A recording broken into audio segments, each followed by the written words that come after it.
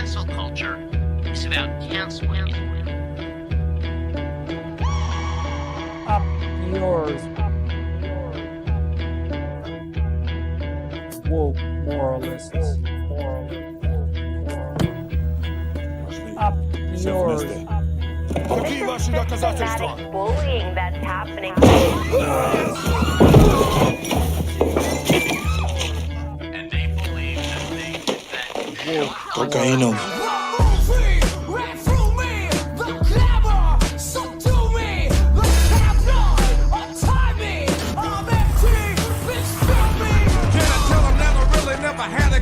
But it's the wax that the Terminator X spun. Now they got me in a cell cause my records ain't sell. Cause a brother like me said, well, it's born like this, immaculate conception. I transform like this, perform like this, which yells you a new weapon. I don't contemplate, I meditate, then off your head. This that puts against the bed. This that I got realness, I just push, cause it's in my DNA. I got millions, I got riches building in my DNA. I got gunk, I got evil that rot inside my DNA. I got off, I got trouble, some heart inside my DNA. They seem animalistic is what they mean. No, they're worse than animals. the woke mob, they ruin everything. They stop Ben Shapiro from going to events and speaking. They stop Ann Coulter from doing it. I will never surrender even a single inch of ground to a pitchfork mob. You never cave to the mob. We will never bow to the mob. Ever. No matter what. Do you see the final expression of cancel culture in terrorist groups like... We'll see. Count. They want you to comply. Happy Thursday, everybody. How's it going? Hello. How are you doing today? I'm doing well. Happy to see you again, Lance. We've got Ron Placone back on the show. Everybody Hi, say Ron. hello to Ron. Nice Hello, to have Ron Lance. back with us. Hello, Mike. Good to be back on with you guys. Yeah, your guys is. I had so much fun with y'all the first time. I love That your was a guys' really fun show. episode. Yeah, and I love your guys' audience. Like, you guys have such a cool, like, thoughtful audience. I really enjoyed it with you guys. Very smart, blazing the chat right at the start of the stream. That's a good That play. is very smart. Yeah. Well, They are a great now audience, that you though, called to it be out, fair. my cover's blown. But all right. No, I did. Seriously, it's like such a fun group. I love doing your guys' show. So thanks for having me. Yeah, that's thanks for coming back on anytime. So lots of stuff happened this week. Of course, all of it very bad, predictably so. Yes, I don't know where you all want to begin because do we want to start with like the bad news or bad news? I'm curious what alternative? Yeah, I want to know what the good news is. What's the good news? Oh, there is no good. It was just That's the bad and outcome. bad. Okay. That was it. Oh, Yeah, okay. I'm so sorry if I made you think that there was I thought going to we- be good news. I thought we were going to talk about Afroman for the good news. We can save that for later. Okay. Hey, if there's good news, yeah, let's save it. We might have to get a palate cleanser because I feel like, I don't know, maybe it's just me. I've been very, and you all probably noticed this if you watch my videos, I've been very doomer pilled lately. For good reason, but I try not to be overly negative. But goddamn, it's been a week, politically speaking. Personally, fine. As someone who has been consuming your videos, I've actually enjoyed how spicy they are. Not in like okay. And I can specifically tell my chat suddenly it's like, oh, it's going to be like, how do they call you? It's like. Not saucy Mike. There's a version for that Mike where it's like he's going to be both insightful but particularly like just cruel at the right people. And Mean I like Mike. that. Yeah, Spicy Mike. No, there's something else. But either way, Okay. Now they're saying torch pilled. We'll say torch pilled. Sure. Yeah. That's fair. Yeah. So I guess we could start with the What qualifies torch pilled? if you want to get a torch and burn things down. I'm not really sure. Oh, okay. All Maybe right. that would be what I take Like from the fire rises, Bane kind of stuff. Yeah. So my anger, I mean, obviously it's been a few weeks because Trump decided to invade Iran, obviously, but this week it didn't feel good to see a bunch of really good progressives get wiped out in elections in Illinois and to see some really bad outcomes. The one that was particularly jarring to me was the 8th district of Illinois, where there was an option between Junaid Ahmed, super cool, progressive, Medicare for all supporter, opposes genocide, no APAC money, And then there was Melissa Bean. She is being bankrolled by APAC, crypto, the AI industry, and voters were like, we want the crypto AI shill. So, I mean, that was unfortunate. And another thing about that particular race that I pointed out in my video that was really unfortunate is that Junaid wasn't the only progressive in the race. There was another really strong progressive in the race that got like 9% of the vote. And my main like thesis for the week is, what if when we run for Congress next time, like if we see another leftist for like, hey, listen, if you're ahead, I'm going to back you. If I'm ahead, you back me. Because it's getting really, things are changing, right? The dynamics of these races are changing. AIPAC isn't just saying, hey, Israel good. They're actually running ads in support of progressives to split progressive votes. That's what they did in the 9th district with Bushra Amiwala, who was one of 3 progressives, probably more, running in that race with Kat Abu-Ghazaleh. There was Mike Simmons, Bushra Amiwala, both really solid candidates, like great candidates, but there was just like too many choices. And if you're a leftist, what do you do? And they ended up splitting votes, unfortunately. Hey, Matt, how's it going? Hello. How y'all doing? I'm still crashing out, but good otherwise. I think Illinois is 9th.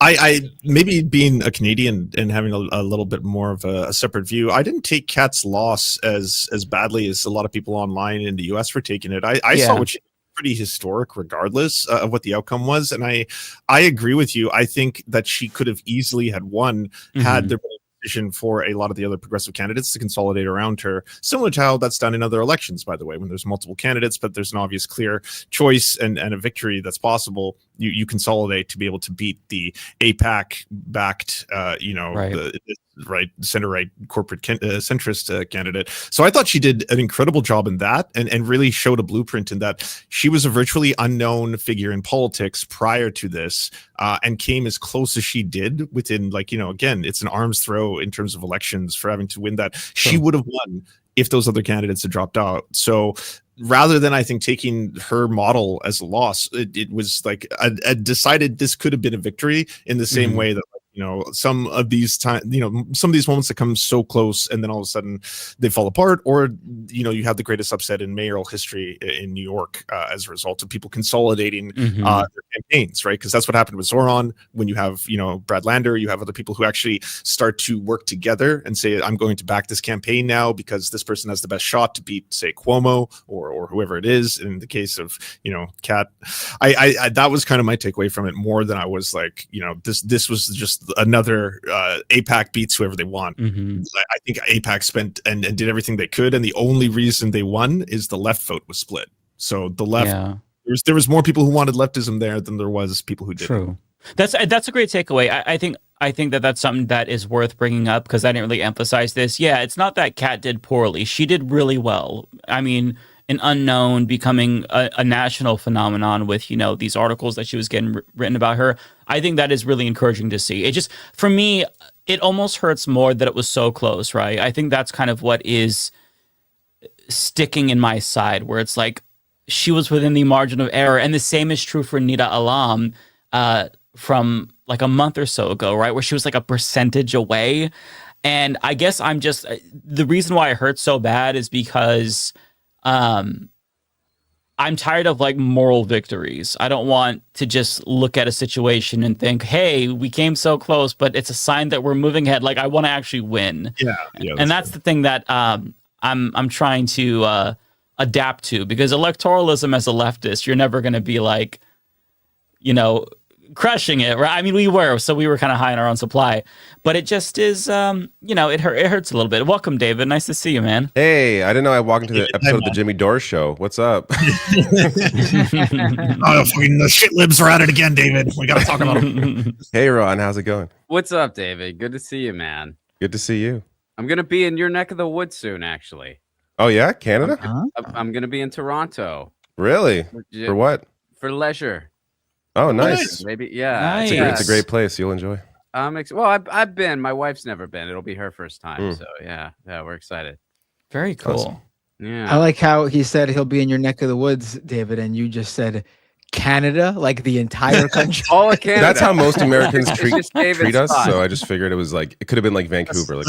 No, man, I know your city. I know it's Toronto. I'm not. Oh, good. You're better than most. So sorry, I interrupted the conversation. What was How happening? dare you, David? How dare you? I was crashing out. No, they were just and you talking. stopped I me from interrupted crashing too out. shortly before you.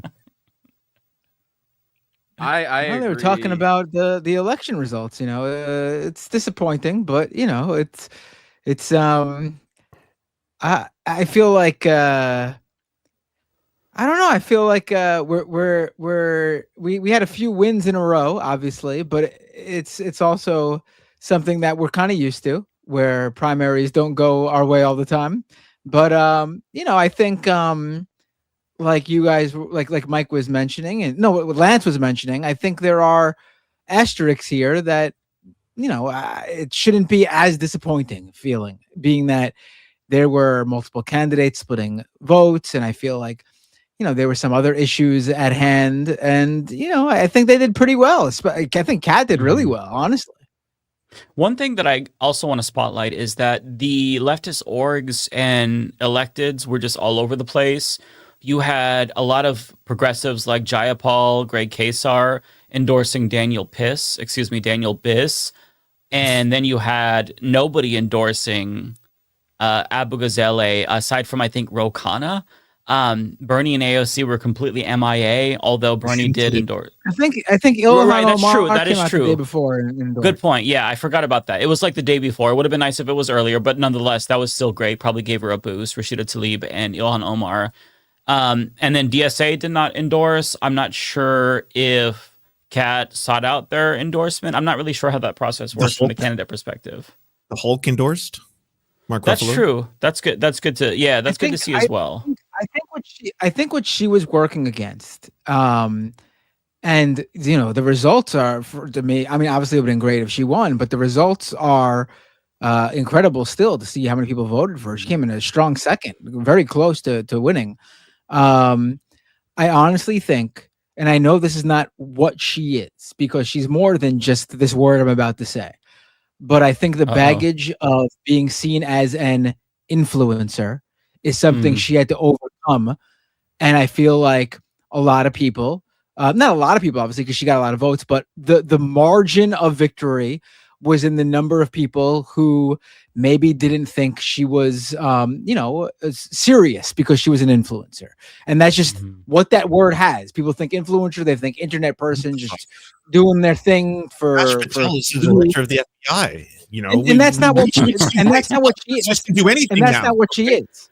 I want to be clear. That's not what she is, but that's how she was pegged in the media. That's how she was explained everywhere. When people were like, when they said, "Oh, Kat, she's the one who's the social media influencer."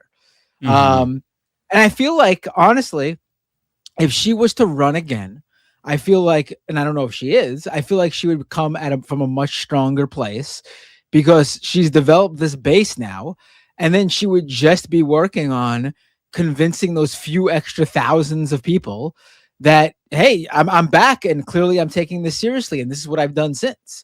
That's my take. Yeah, that's fair. That I was really inspired by what Mamdani pulled off in New York, more so than just, he won.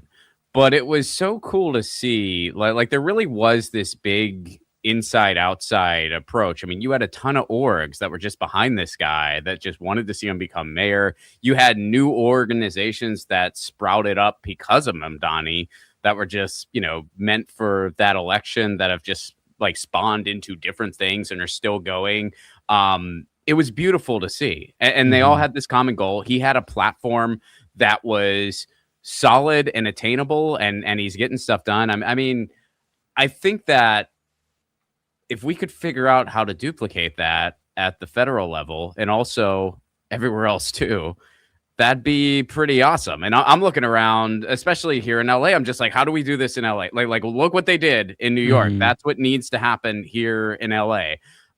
So that, to me, electorally, I feel like that's that's sort of the blueprint to kind of duplicate what that campaign did. And I think some of it is capturing lightning in a bottle. But if you have the right ingredients in place, well, there's a better chance you'll capture that lightning. Yeah, the solidarity Right. is what I You think made a just huge reminded me of- difference. Right. You should, Ron, you reminded me of something I saw earlier about this. I couldn't have this take at first because, quite frankly, I wasn't following the race as closely to be able to have this take. But I saw someone say that Kat focused more on foreign policy than, economic policy or something. And I feel like if that's true, again, I can't have this take personally, but if that's true, I do think a lot of people on the left and seem to overestimate just how much the common voter thinks about foreign policy. And that doesn't mean you can't have good foreign policy, but that shouldn't be the focus of your campaign when most people just care about, what is it called kitchen table issues. Yeah. Again, you can have your foreign policy opinions and you should be proud of them and share them. But the focus, the thing you spend the most time on, should be on domestic policy, like economics and the price to be of fair, I don't think that's what she was spending the majority of her time on. I think that's what a lot of clips that were circulating and then the discourse for the final week before the campaign were focused on. In terms of her actual campaign, she was way more focused on domestic issues, specifically around ICE. Yeah, it was a lot more. That's why I said I couldn't. I just saw that. I wasn't following the race close enough to know if that was the truth. But if that was, I feel like, because that's what Mamdani did, right? His entire focus was always on everyday life for New Yorkers. And no matter how much they tried to get him off of that, that's what he went back to. Like when issue of his takes on Israel and Palestine came up, he never backed away from how he felt, but he always managed to bring it back to New Yorkers. I mean, that clip, I still think this is people underestimate how much this helped Mamdani with the average voter who might have been unfamiliar with him. That clip from the debate where they asked all the candidates what would be the first place they'd visit, and everyone one by one was saying Israel.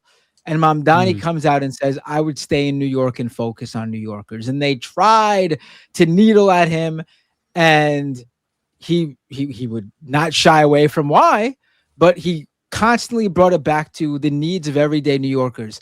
I saw that clip shared so many times by so many different people from all over the political spectrum.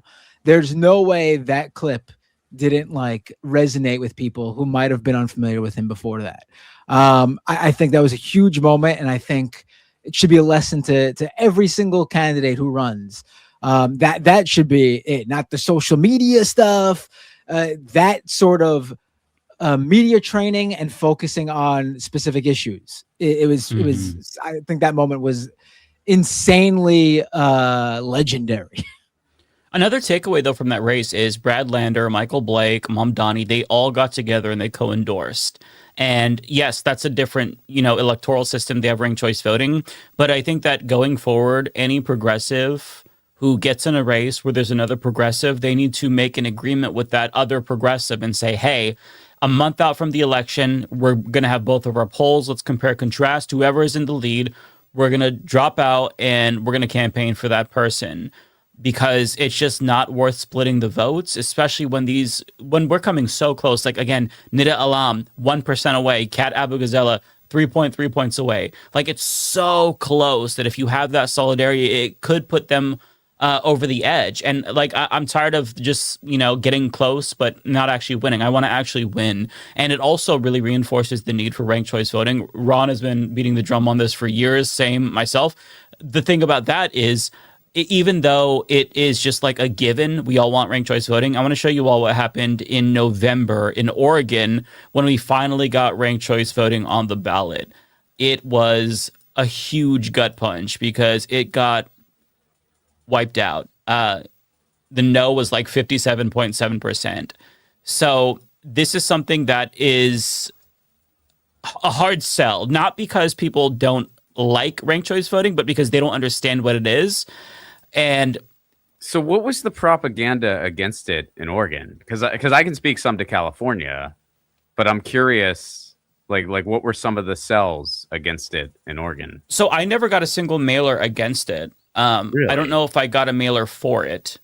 All I heard was positive things, but this was just like from buzz and like local orgs and like Facebook groups for people in Oregon who would talk about this stuff.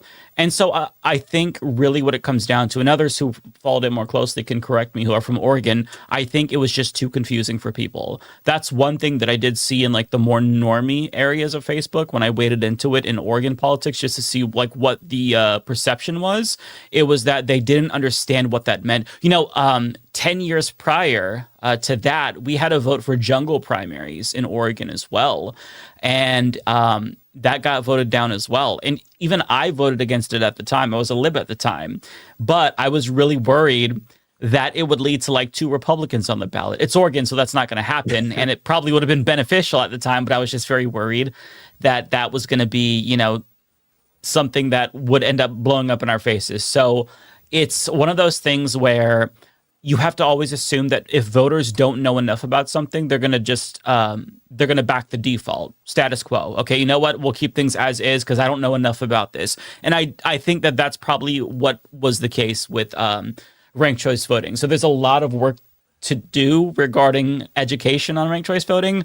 But if we don't have ranked choice voting, or until we get that, then we have to make sure that leftists have solidarity. And if you are running with other leftists who have a pretty similar platform, you got to agree one of you's got to drop the fuck out. I don't care which one. It's not personal. It's just about the movement. You've got to put your ego aside. And I understand, like, it's not just easy to drop out. I get what these candidates go through. They spend months with their staff, knocking on countless doors. It's difficult to just give that all up for somebody else. But you have to understand that it's not just about you and your team. This is about the bigger picture. At the end of the day, do we want Medicare for all? Do we want to stop supporting Israel and genocide? If so, you have to make these sacrifices. It's not going to be easy, but you have to do that.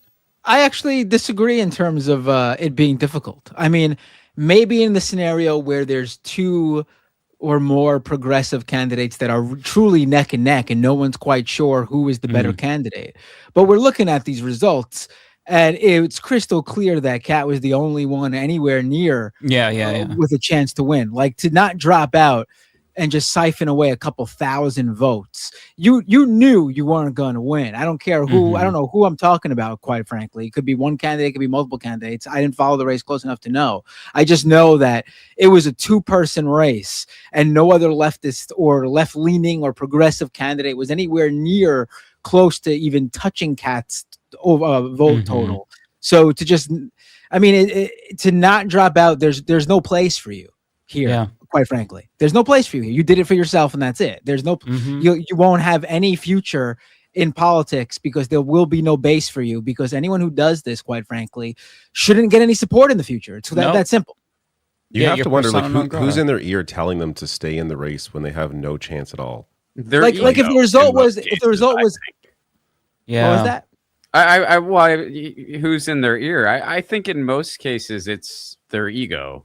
I think it, and I'm not trying to like be judgmental of like strangers or whatever, because I'm not familiar with the other candidates either. But I've seen situations where there was, even at the city council level, there were a couple progressives in the race, and at first it was like, okay, we're going to see how the voters respond, and then one will endorse the other. And what ended up happening is the one person didn't endorse the other. Instead, they endorsed, like the main kind of more establishment candidate because they were promised a job.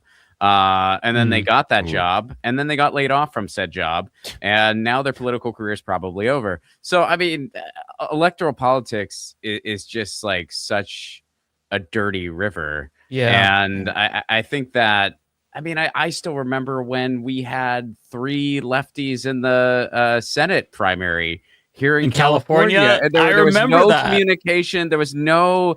And it was like so awkward because like you knew all of them and you liked all of them, and you're just like, have you guys talk to each other? Should we maybe have a plan here? Because otherwise it's gonna be not great. And then it was for sure not great. Because we have those jungle primaries, which I do prefer over just the regular thing, but it's got its own set of issues. So I mean, yeah, there's got to be some kind of more cohesive strategy here. But we have to learn how to play politics. And we again, have to learn how to play politics. But again, to be clear, like if one lefty candidate got 25,000 votes and another lefty candidate got 20,000 votes, I get it. It was close. You didn't know who was gonna win. I get it. I would understand. It would suck that split the vote, but you had two very close, viable candidates duking it out, and I wouldn't have held it against either of them. But when you got one candidate who's got 25,000 votes and the other one's got 3,000 or 4,000, you knew you weren't going to fucking win way before the election. You should have dropped out. I'm sorry.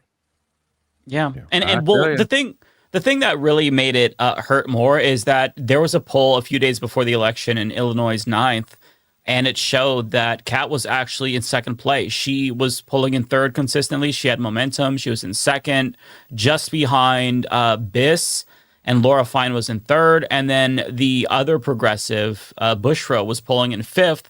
And she released a video basically defiant, like joking about like not dropping out. Like the way she started it was like, well, after a difficult, conversation with my staff, we've decided I'm not going anywhere. It's like, okay, well, it turns out that poll was correct. She actually acknowledged this after the fact and apologized. But like, you have to understand that kind of shit right there is going to make you like, nobody's going to want to vote for you again. And I understand the arguments from people that like, hey, both her and Mike Simmons, they had closer ties to the community. They were already elected officials, but it doesn't matter because they didn't have the support. Like the poll showed otherwise. And either way, Kat was ahead. And again, it's not personal. If it were Bushra ahead, I'd be like, she needs to drop the fuck out. Like, I don't care about the individual. It's the policies, right? And if they're close enough in policy, then there has to be solidarity. Otherwise, we are never going to fucking win. Like, Jesus Christ. I feel like this isn't hard, right? It's basic math.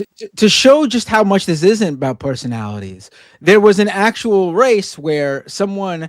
I don't know if you guys are friendly with her, but I was friendly with her, and she was a friend of the Majority Port. She was on there regularly. Nomiki Konst jumped into a race after there was already a DSA candidate, and there was a real worry she was going to split the votes, and the establishment candidate or the Democratic Party candidate, forget exactly what type of candidate they were, but the non-lefty candidate could have won. That was the concern.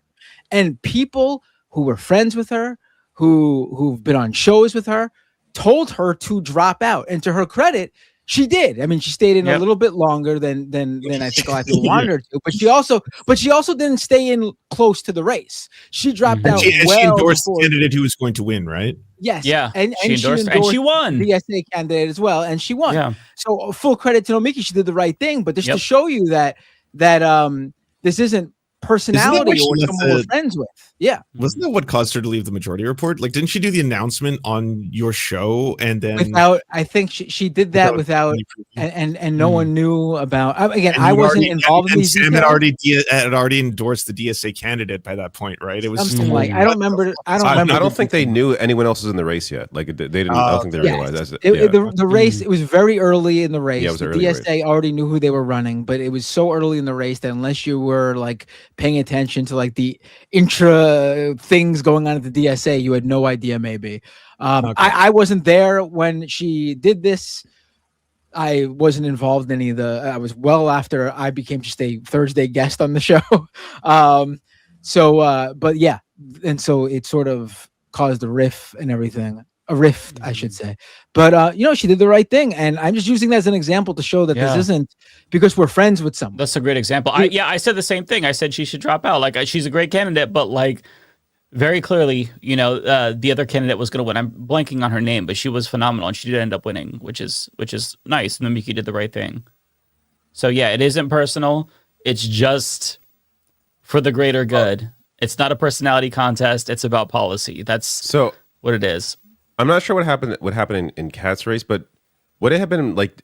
Do you think it's maybe on the leader to go to the people that are losing to maybe be like, hey, like let's work together? Like, I know Oh, it's kind of awkward to Sharon- ask someone to drop out because you're leading them like by a lot. It feels but, like, entitled, right? That's why I think yeah, Kat didn't want to but do that. at the same time, like if you're going to play the game, then offer them a job or like offer them something Right. within. Exactly. If you win. I do think you hear about that more often in races where they're already established politicians, so they already know. And like, if you're already got political office, you do have, or previously held political office, you have some background to go over and say, listen, you're not going to win. I am, or I have a chance to win. Let's do this. So for someone who's never held political office to go and say that, to I go to think somebody who It's has. So basically, what Yeah. you're saying is the people who know how to win do this. Maybe we It's should true. do- Yeah, it's true. I mean, The, but that's the why you people who usually win a see it lot, on- they do this thing. But that's why I usually see it Yeah. in like bigger races, right? Like for example, the presidential race, when someone would go over to like Bernie and be like, Bernie, you're not going to win, endorse so we could, and Bernie also knows the game and goes, yes, I'm going to endorse you guys. That seems more in line than you being someone who's in politics, at least a nobody, and be like, hey, I'm going to win. You should drop out, right? I mean, this is also a sticking point for a lot of leftists because we're all still traumatized from 2016, where Hillary was like swinging her big dick around, like I am the anointed one. Everybody drop out, and so like nobody wants to be like that. And Kat, to her credit, was like, Kat was like, I don't. Yeah. No, but on because he was always going to endorse her, and for everyone to make such a big deal about him not endorsing her that early was ridiculous. Yeah, it was always crystal clear he was going to do the strategically sound thing for someone who didn't want Trump to win, but he just wanted to take it to where he wanted to take it, which still gave plenty of time for the general election. And they shot themselves in the foot by alienating his base by making a big deal about a couple of weeks when they were still multiple months out from the general election. Yeah, and during those couple of months, he did more events for her than she did for herself. Yeah. And it's like That's they true. still were like, I forgot And about still that. blaming him for her loss, even though he did more work for her. And then they attacked him 4 years later because he was taking private jets to campaign for her. Like, bro, what do you want? God, yeah. To Kat, what she said, I think it was in an interview with, was it Hassan? No, I think it was Mike from PA, where she was talking to him about, listen, there are other progressives in the race. We haven't coordinated, but I'm not entitled. I still have to earn those votes. This is a democracy. Everybody can run. And that is really commendable. But I think that, David, to your point, yeah, we all have to get a little bit more ruthlessly pragmatic, to use a word that makes me cringe. A little more cutthroat. Yeah, like offer them jobs. And here's the thing. It's not just like a zero-sum game, right? We see with Brad Lander and Zoran Mamdani. They co-endorsed, and now Mamdani has endorsed Brad Lander for a different office. Like, it's not just, hey, drop out, you're done. It's let me get into office, and rather than closing the door behind me, pulling the ladder up, I'll open the door for you. Like, this is what it's supposed to be about. But there's just no solidarity, and everybody in these, like, whenever there's so many leftists running in these campaigns, they're just like these little isolated things, and there's just no communication, and it's proving to be disastrous. Like twice in the same night on Tuesday, which was really devastating, and why I've been crashing out all week, because it's just like we were so close. To Lance's point again, like she was so close, so that's awesome. But I just I don't know. I was about to give up on electoral politics, and then Mamdani won, and then Mejia won. So I'm like, okay, I'm not going to get fully blackpilled. And then we keep getting kicked again. Nida Alam, Junaid Ahmed, Kat Abu-Ghazaleh. I'm like, okay, you know what? Back to revolution then. All right, get the pitchforks. Fuck electoral politics. Like, yeah, no.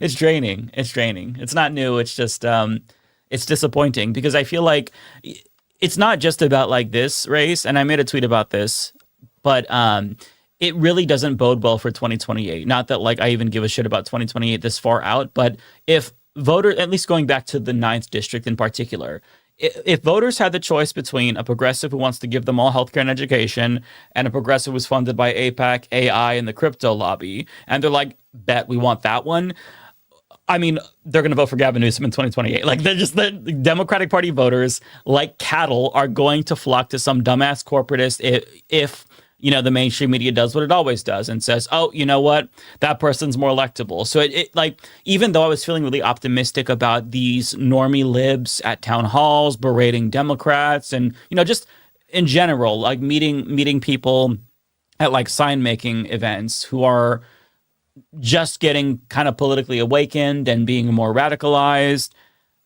And I'm thinking, oh my God, yeah, maybe this is the moment where we can really get more, progressives. They're disaffected with the Democratic Party status quo. Now's the time. But after seeing this, it's like, nah, Democratic Party voters are just going to do the dumbass shit again. Like, I'm not going to get my hopes up about them. I have no hope. Because I don't know. No, I'm a little encouraged by what I've been just seeing and hearing on the ground, because I'm hearing people say stuff, stuff that like shows like this have been saying for like 8 years now, but now kind of like normie voters and stuff like that, they're saying this too, like, hey, the centrism crap isn't going to cut it anymore. And a lot of people, I mean, obviously we all know this, like a lot of people in the United States, they're registered Democrat because Democrat, Republican, and usually register with one of those two. And so I think it's just so clear that the establishment has completely lost its base at this point, and people are just really fed up. So I am encouraged by that. Where I get a little discouraged is putting it gently, but where I kind of find frustration in the electoral sense is, and I'd love feedback from y'all on this, like what you see. It's like, for every email that I've gotten over the past like 10 years or so of people running for office, and hey, I'm glad lefties are trying, of course, but man, for every 10 people running for Congress or Senate, I really wish there was like maybe 3 or 4 running for city council, running for mayor, running for school board. It's just like, it's federal. Meanwhile, it's like, building power is local AF. Like that's where it freaking starts. And that's where, and I'm just like, run for city council. I'll piggyback off that. I got a communist elected to our city council, or helped get him elected to our city council. He was a dishwasher, and now he's like on a city council that's otherwise run by cops and crypto bros. Like the city council of Vancouver is just unbelievably corrupt and hilarious, and it's a separate story for its own day. But getting organized locally and then seeing the strategies that work, like with Sean, it was a lot of like, we need to reach out to tenants unions. We need to talk to people who are renting, because it's a city of renters. There's way more renters than there's landlords. We can beat these like corporate backed institutions, and we ended up getting the most votes of any other party, including beating out like the billionaire backed ones. So you can do it on a local level, and like people have been doing it across the board. You just don't hear about those stories because like they're not sexy, right? They're not as interesting as talking about presidents or Congress or Senate or stuff. But your city budget is what determines your police budget. Like it's massive. People don't realize for your everyday, like, 9 to 5, like affecting how the things around you change.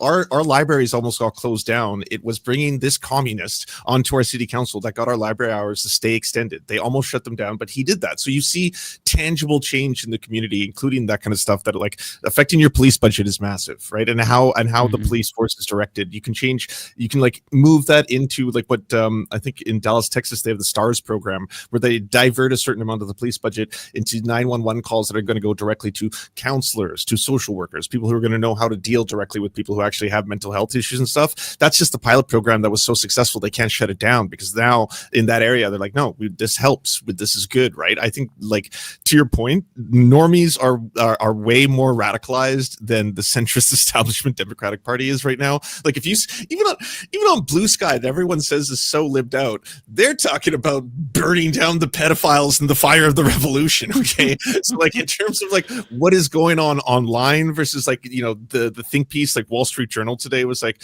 Hassan Piker, what was it, is like anti-Semitic and the wrong look for the Democratic Party. That's so out of touch with how far things have gone at this point, right? Like everyone is just like, I'm tired of the dead children and the bombs and seeing all this shit every day. Like I don't care about that kind of stuff. So they're totally out of touch. They need to stop reading Atlantic articles about trans people bringing back race and IQ or some shit, and start actually spending time working on ground game. I think that's really important.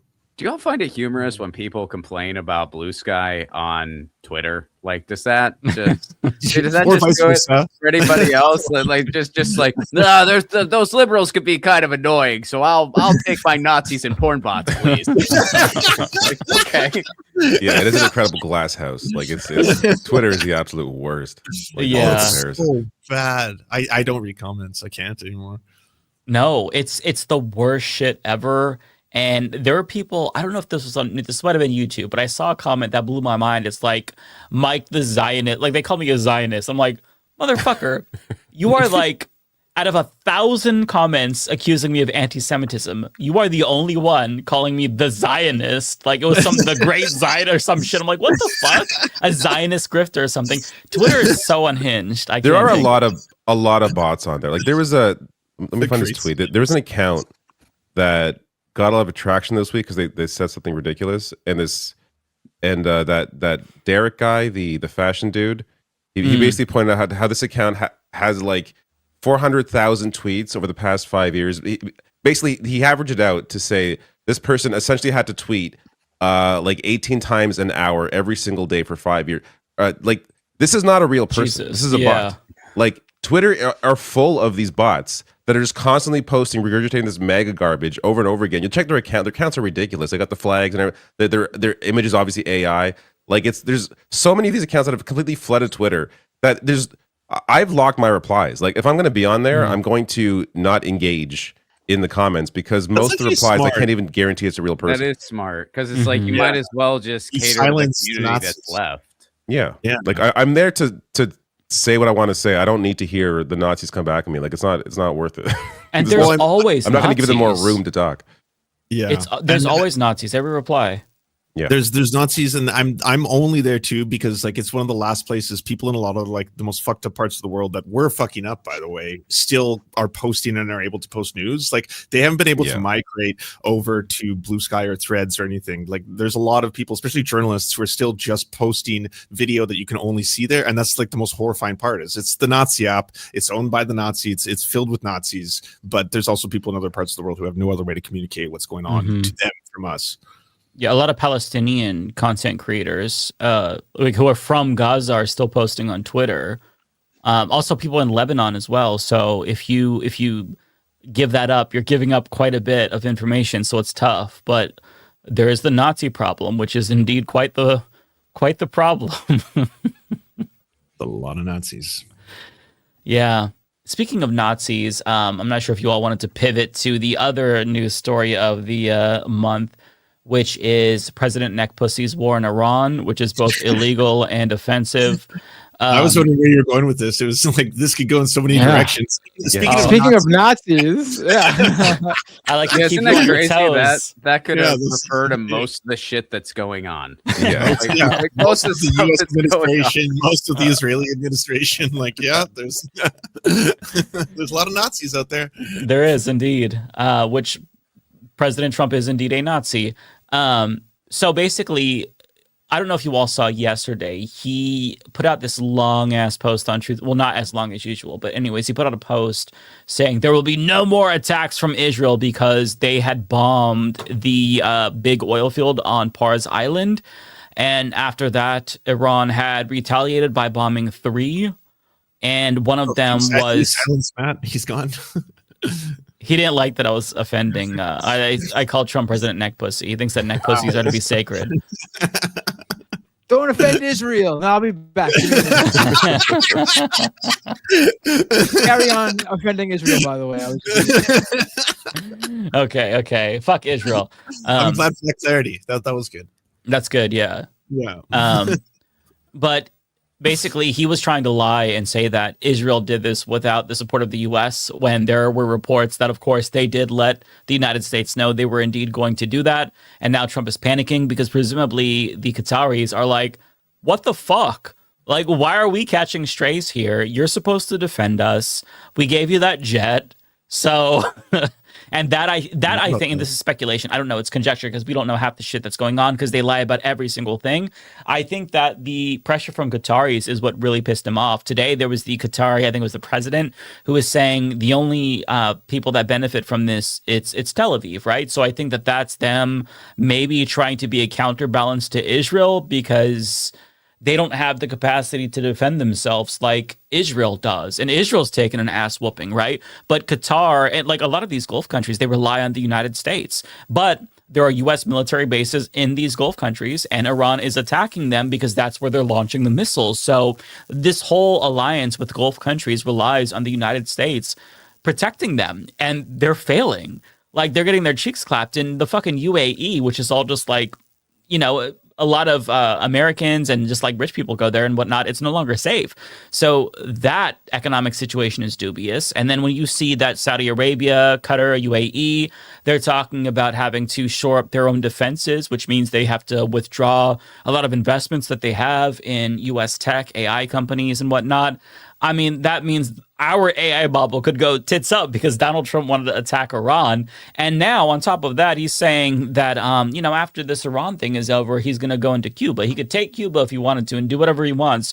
So it's just one country after another, after another, after another. And I feel like it's gonna keep getting worse before it gets better because there's no way we come out of this unscathed. Even if he like pulls out of Iran tomorrow, the Strait of Hormuz situation is going to create massive, massive economic damage to us. And I hate talking about war in terms of like the economic damage to Americans when children are being bombed, but like that's the only way you get through to Americans is let them know that like, hey, this affects you too, albeit to a much lesser extent, but it still affects you nonetheless.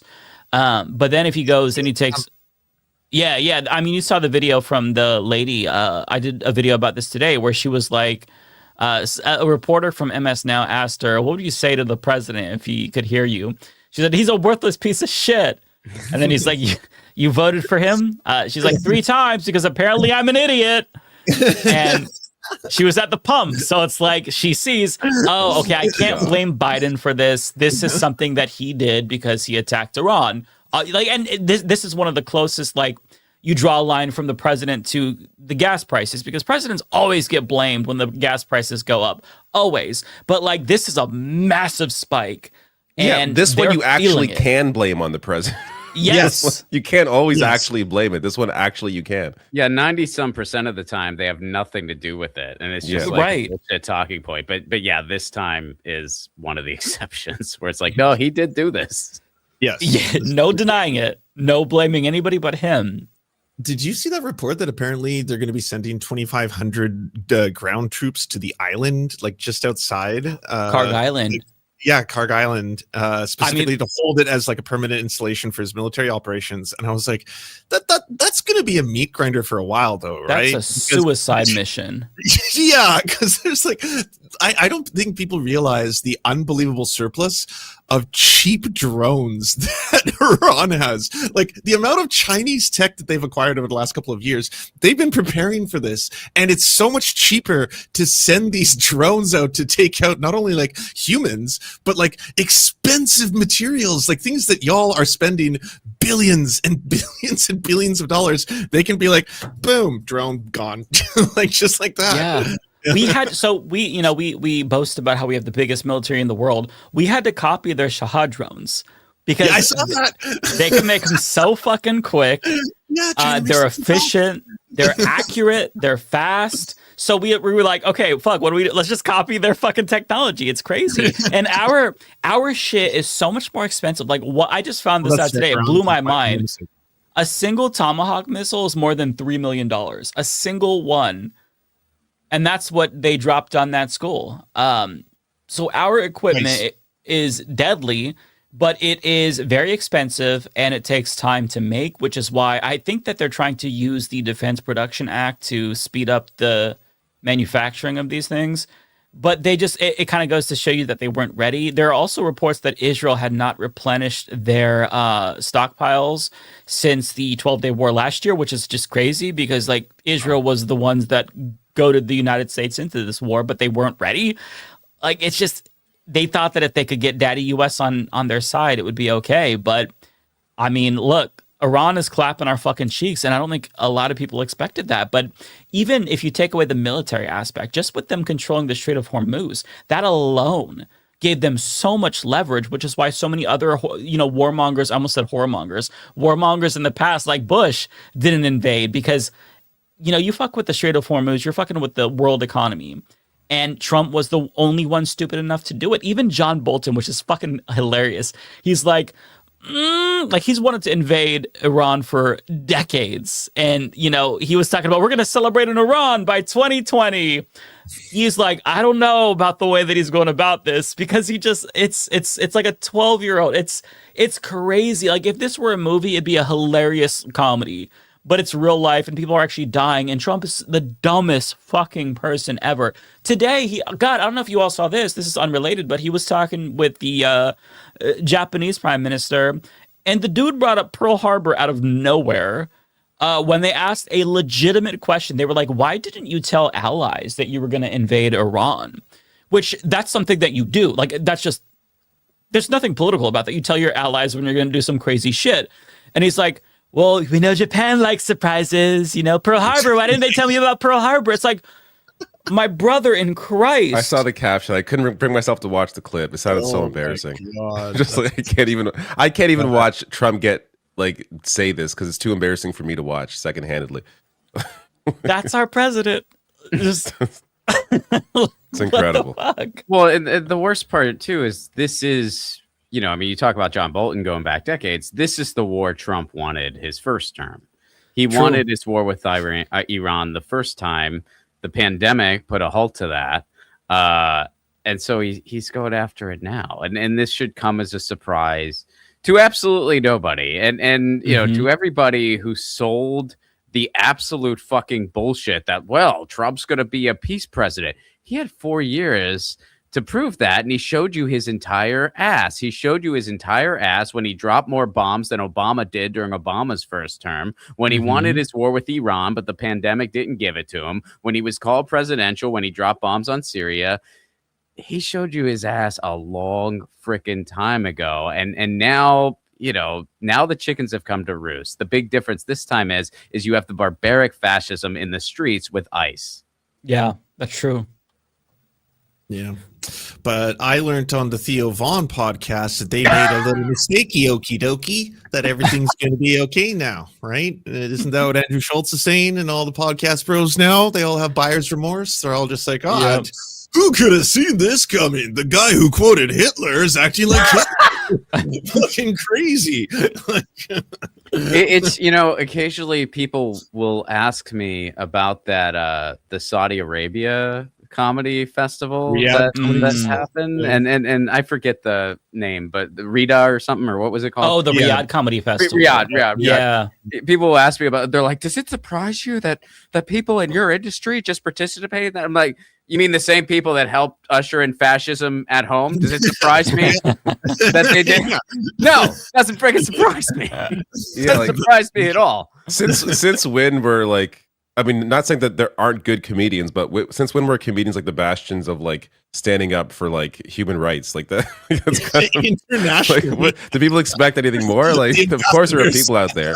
Yeah, I mean, especially now with this this rise with this new alt-right hip, Rogan sphere bullshit. Yeah. But it's Behind the Bastards did a 3-part series of the history of all that, and I learned stuff that I didn't know. But there's actually.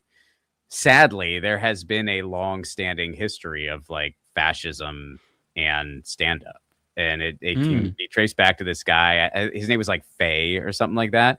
He was one of the early pioneers of what we now know as stand-up comedy and American stand-up comedy, and he was a card-carrying fascist. So, there's always been this. That sucks. Yeah, it's kind of not great. I'm a huge stand-up comedian. I follow the greats. I watch contemporaries. I like to find new ones, and I watch I go down stand-up comedy rabbit holes on YouTube. So that's too bad. Hey man, I love it too. It's but unfortunately, that's history. That history is there, and it's kind of we kind of got to own it. And these days, it's the creative class has been so crushed just around the world, and especially in the United States, that it's like the only people coming to LA to give it a shot now are like trust fund kids and stuff. So it's like it's a weird time. It's a weird time. Ron, have you been keeping up with the Vanguard's coverage of Bill Burr's downfall? No, I have not. Speaking of the Riyadh Comedy Festival. Have you been following Bill Burr's downfall, or at least his like weird knee-jerk reaction? It'd be cool to, I want to pick your brain on this because he's one that actually did surprise me. Well, it's interesting to me that he took the flack for it, and it's because I'm not like giving him an out or anything, but it was fascinating to me that it's like he took the most heat, and it was only because people expected better from him. Right. Whereas like everyone else, they were just like, we expect this from them. Bill Burr. And I'm like, that's so interesting that like he took the most heat, like just because people expected better from him. Like nobody else, they were just like, nah, we expected that from everybody else. But Bill Burr, he had been saying some okay stuff in recent years, which he had been, by the way. But yeah, I haven't followed his downfall or whatever, and I haven't followed the Vanguard's coverage, but I was on there recently with the Vanguard guys, and I actually shared a Michael Tracy story. I watched that. That was incredible. That was incredible. Least surprising story ever, albeit still very fascinating to listen to. That's a lot of the feedback. They were just like, not surprising at all, but thanks for sharing that one. Yeah. Are you going to tell it? I don't know the Michael Tracy story. Spill the tea for them because I guarantee they're going to be like, oh, yeah, makes sense. Well, basically, Are you talking about Jeffrey Epstein pedophile defender Michael Tracy? That's the one. That's the one. And I know him from defending pedophilia on the behalf of Jeffrey Epstein. That's what I know him for. Well, that's I came running back to my computer hearing that we're going to hear this story. Let's do this. Well, so I'll give the quick version, and then of course, but it's over on the Vanguard. But he used to come to the Jimmy Dore Show studio back in the day, and when I first met him at TY2 studio, he seemed a little awkward, but whatever. And then when I met him at the Jimmy Dore Show studio, I did not enjoy him at all, just in general, and he had booked a college gig, and this was off mic, by the way. This was like in between segments. He had booked a college gig. He was going to speak at a college, and he was like very excited about it, which is fine. It's like, oh, cool, man, good for you. And there's a circuit called NACA, and actually there's one called COCA, which is Canada's version of NACA, and it's basically where comedians, speakers, musicians, whoever goes to get college gigs. And Jimmy did it back in the 90s. I did it in like 2013-ish until I moved to LA. And it's changed some over the years because budgets are smaller and smaller. And also they got really strict about like when you're on campus, you need to be exactly where you're supposed to be at all times.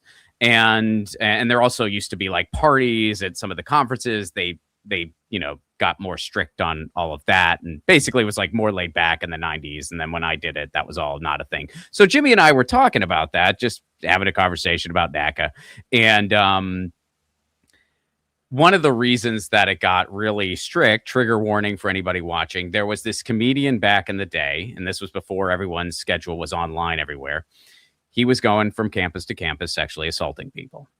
And they finally caught the guy. And so we were talking about that. I'm pretty sure the guy's still in jail. I hope he is. He should be in jail for the rest of his freaking life. And it's a really effed up story. And Jimmy and I were kind of talking about that, and talking about it like two humans would, like what a terrible, disgusting person. And then Michael Tracy. So we were basically saying like, when you get booked at a college gig, just be professional, be where you're supposed to be, et cetera, et cetera. Michael Tracy turns to me, and this was like kind of private to me because we were like sitting next to each other. And he had, the way I remember it, at least, this is almost a decade ago, but he had no response to the story he just heard. Like all of you had a human response to the story I just told you, and that he did not. And he goes to me and he goes, is that really a frowned upon thing? And I go, is what really a frowned upon thing. And basically, I forget what he said exactly, but he alluded to, you know, a big goal of his when he was going to do this college gig was he was going to try to hook up with a college girl. And, you know, it would really bum him out if it was frowned upon to try to pursue that. And I remember just kind of being like, well, man, I mean, you're hired to do a job. I mean, I don't know. You should probably be professional. Like I don't know what to tell you. It's a really weird question based on everything you just heard. Why is he bringing that up in relation to being a traveling rapist? It was a weird situation, dude. And I remember totally different things. Wait, they can't assault people? People don't like that? I just, it was just a really, assault is bad. It was a very weird back and forth. I remember feeling like this dude was creepy. I remember feeling like this dude is an incel before incel was in the vernacular. You know what I mean? Like before that was in the zeitgeist, I was like, this dude's like an incel. He's a pre-cell. He's a proto incel. Wow, he's a proto incel. Like he's the proto hipster of incels. And yeah, it was like really strange. And I was like, this dude, I don't think I care for this guy very much. And then shortly after that, I think was when he barely survived the assault from the elderly Congresswoman Maxine Waters, when she almost... He was in the hospital for a very long time after that was rough. I mean, that was... I mean, he barely got through that. And I was just like, well, I don't think very highly of this guy, but I gotta be... I mean, he was just brutally assaulted. I gotta put that aside. That was so fucking funny. Oh, and also the other thing that you can confirm to people is that he smells. Yes. Yeah. All right. Yeah. I mean, I'm sorry, and I know. Of course. Oh, that's a little juvenile, Ron. You sit next to him in a hot studio in Southern California for 4 hours. Yeah, he smells. The people on the people on the Beltway, they were just picking on him. No, they were being objective journalists. Dude smells. I'm sorry. It's just so funny seeing that be a thing all over social media. Multiple people just being like, not for nothing, this has nothing to do with his politics, but I can confirm I've been in his presidents and it's very difficult to be around. Confirmed. He's right. Confirmed.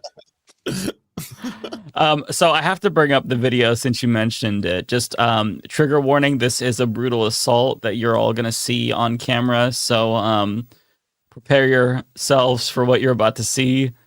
Congresswoman Maxine Waters is going to violently assault Michael Tracy. So I'm going to press play. We do not condone violence, just FYI, but be diverted by people who are Obama haters. Do you think he literally just died right there? We just watched a snuff film. I want to go. So you can see to be clear, that people don't know, like he's the one who came out. He went online after and described this as like a physical assault. There it is. Like it wasn't people just. It's not just somebody trying to walk through, where like a dude's getting up in her grill. Yeah, I think does he say it on the video too? I think he does. Let's see. Okay, there you go. She pushed me aside. But... Be diverted by people. Yeah, but then it turned into like it's more serious than that. And it was just like, all right. I was just murdered. It's that meme from what is it, Reno 911? Mike, have you ever seen the footage of him being arrested for trying to get Ann Coulter's autograph? No, is that a thing? Wait, is that where the I remember this one. They're handcuffing him and he's like yelling? Yes, I have seen that. To be clear, if we play this on stream, he may try and DMCA strike us. He's quite diligent. Really? Off the internet, yeah.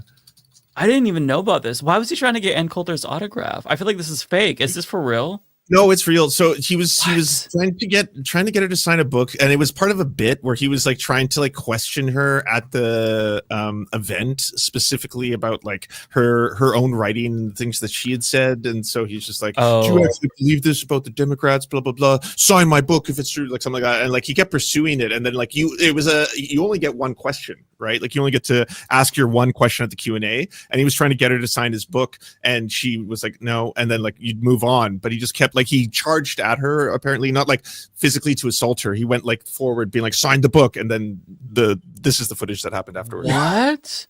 Yeah. Bruh. Okay.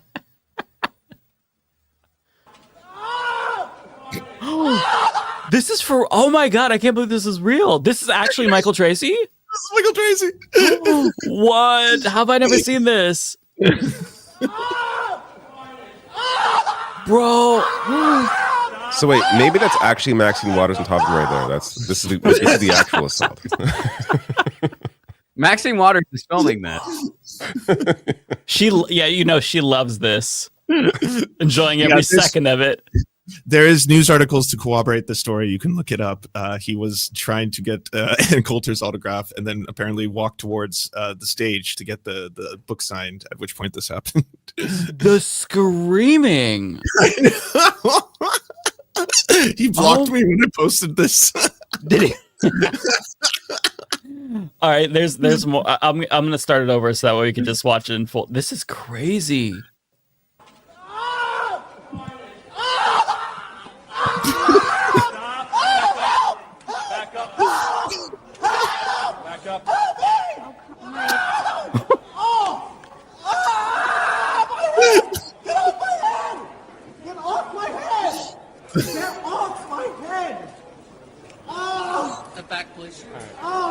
Obviously, I condemn police brutality and ACAB and all that, but right, it's also very funny.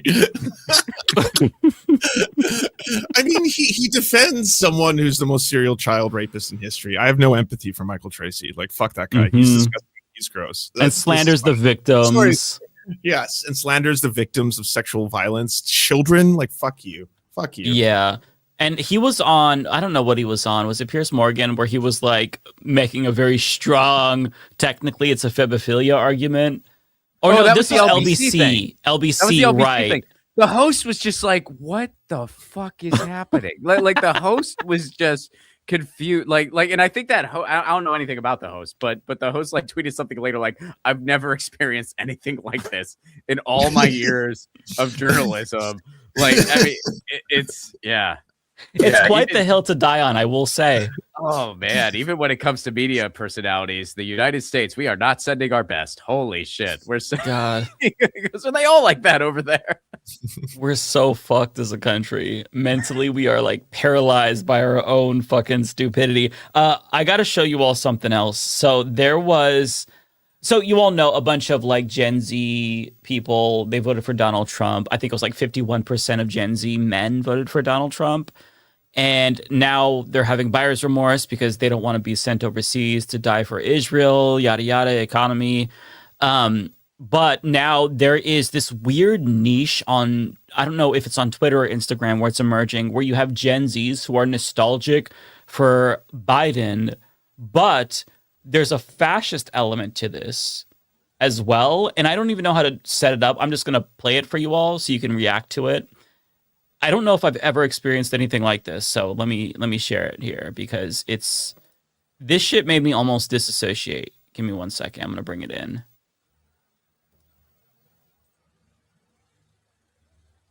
Okay, so this was posted by the liberal Groyper. Okay, so liberal Groyper.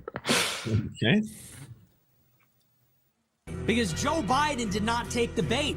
He didn't take Israel's bait and fight Iran. Do you know who stood in the way of all of this? Joe Biden did. He had two opportunities. Joe Biden deterred Iran but did not attack them. It was Democrats in the Senate that tried to constrain U.S. weapon supplies to Israel. They wouldn't give Israel 2,000-pound bombs. And when Joe Biden got in, the first thing he tried to do was reconstitute a nuclear deal with Iran. Go figure. Wait, sorry. Is this blue MAGA? Like, is this like blue MAGA? I think so. I'm really glad that we're burning bodies of water to produce high quality videos like this one. RAM is like what, $900 a stick now? Like, awesome. Mm-hmm. Yeah, and if people weren't familiar with who was narrating, that was Nick Fuentes. No, I recognize that. That's why I was like, what's going on? Oh, is this part of, I saw that Nick is doing a whole bit where he's like, I'm voting Democrat. I too can play at this game. I'm basically like, I'm rejecting Trump specifically because he's betrayed me on Israel and like all this other stuff. Speaking of Nazis, every story. Speaking of Nazis, speaking of here's Nazis. Nick Fuentes. Yeah. So, okay. Nazi. Who wants to guess in the event the 2028 nominee is endorsed by Nick Fuentes? If it's Gavin Newsom, 50% chance or higher that he brings Nick Fuentes on the stage to stump for him. He'll at least have him on the podcast. For sure. Absolutely. Yeah, to have difficult conversations, right? And those are important. Those are the most important conversations to have. The difficult ones. We need to know that. You see the country over party banner again with like Kamala and Nick Fuentes. They're like locking arms and they're holding. Blue groypers. Ugh, that's not great. That's the world we're entering. It's a strange world where Nazis are pro-Democrat. Presumably, they're newly infatuated with Joe Biden. I feel like there has to I'm in the Truman Show, and everyone's just fucking with me at this point. I don't know.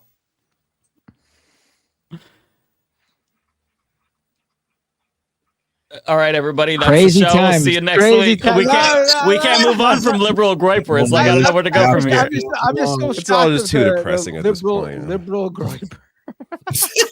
Lipped up groypers. Get over that one. The liberal groyper. Yeah, I'm just unbelievable. Sorry, I just came across a video of like Bernie talking to AI, and I'm really curious. Have you guys seen this? I saw a screenshot, but I didn't watch it. Should I bring this up? Sure. Yeah.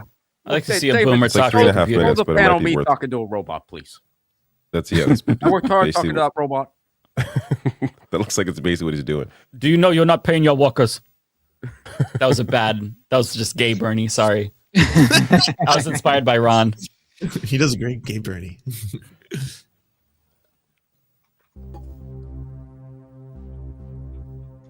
What's with the music? Yeah, this is What? serious. This is Senator Bernie Sanders.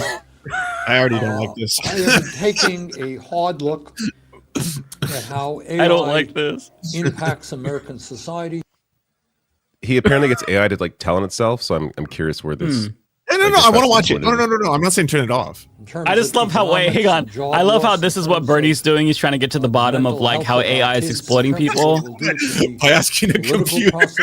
And I'm like, Alexa, how big's the average dick?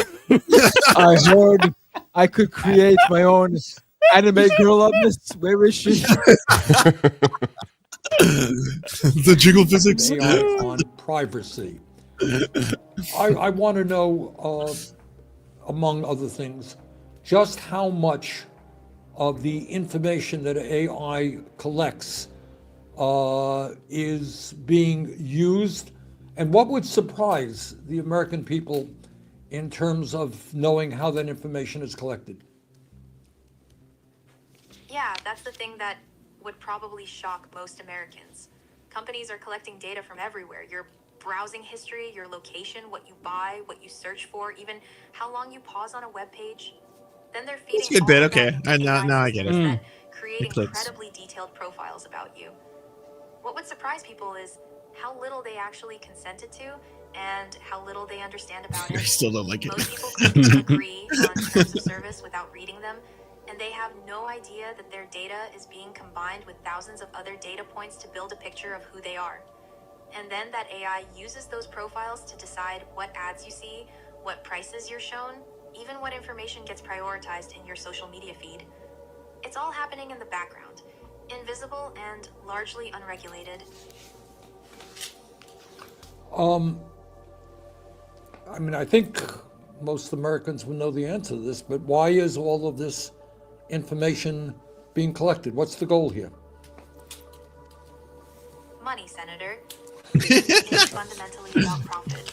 Companies collect all this data because AI allows them to turn it into valuable insights. They can predict what you'll buy, target you with ads that are more likely to work, charge different prices to different people based on what they know about you. Advertisers pay premium prices for access to these detailed Someone in profiles. chat is saying it's going to start talking about white genocide out of nowhere. And it's not just about selling you stuff either. Political campaigns use the same AI and data to figure out how to persuade you, which messages will work on you specifically. Data brokers buy and sell information about millions of Americans without their knowledge. The bottom line is that your attention, your behavior, your choices, all of that has become a commodity to be bought and sold. Claude, thank you. And let me just ask you, is there anything else that you think the American people should understand about the threat of AI in terms of privacy? I think the key thing is that privacy isn't just a personal issue, it's a democracy issue. When companies and governments have detailed profiles of millions of people, they have power over those people in ways most Americans don't fully grasp. They can manipulate your choices, predict your behavior, and influence your thinking. So this isn't abstract. It affects whether democracy actually works. That's why I think your focus on this is so important, Senator. Well, Claude, thank you very much. I like this AI thing. Stick around. Yeah, he's addicted now. He's gonna marry it. One last question, Claude. What's a blue waffle? That was something. I think that'll work for an older crowd. I think, like, you know, Yeah. maybe there's a demographic of people that's how they need it explained to them. So maybe that'll be effective in that regard. I don't know. Claude, tell me what a bussy is. What accent are you doing, Mike? It's Bernie adjacent. Bernie adjacent. That's the best I can do. I'm so sorry. It's Bernie's brother who lives in England, so it's a bit different. Lord. Benny, are you a wanker? Or Claude, are you a wanker? No, that's not even. I don't even know what that was. Bernie's brother sounds just like him. Yeah, Bernie's He's brother not sounds British. just like. He just lives there. He's not British. You don't just gain the accent. It could rub off on you maybe a little bit over time. He moved there like I don't remember. But I don't know when, but I'm assuming like in his 50s. I don't think it's gonna happen. Yeah, it's probably not gonna. Yeah, But it's funny, Have much to of an think, effect. it's funny to think that somebody sounds like Bernie and British. That is Well, funny. I always love the idea because he's in politics over there with the Green Party, and Yeah. like I always thought it'd be like a funny dichotomy if they just kind of like talk shop in a brotherly way, like, so did you guys figure out healthcare yet? Shut the fuck up, Louis. Green Party there is doing well now. I mean, well, It's as the well as they could be second for the most situation. popular party. Yeah, it's That's crazy. Labor is just garbage. Labor under, is shit in the bed, Have and you Green seen what they Party- did with Jeremy Corbyn's new party too? I was like, when that got formed and disbanded in the span of what, like 4 months, I was like, oh, the left is completely Yeah, like, that- in the UK, and then all of a sudden the leader of the Green Party comes along and just like revolutionizes politics there. I'm like, that's cool.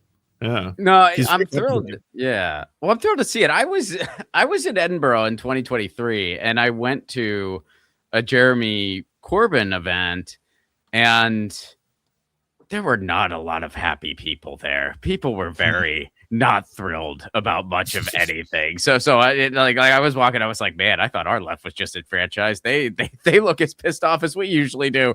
But yeah, so it's awesome to see some resurgence. It's unfortunate they have a majority government though. Like I think it's not till Right. 2028 or something. There's like an election. Like it's still a few years off. Mm. Yeah. They're going to try to do in the same year as us. We're going to take up all the oxygen.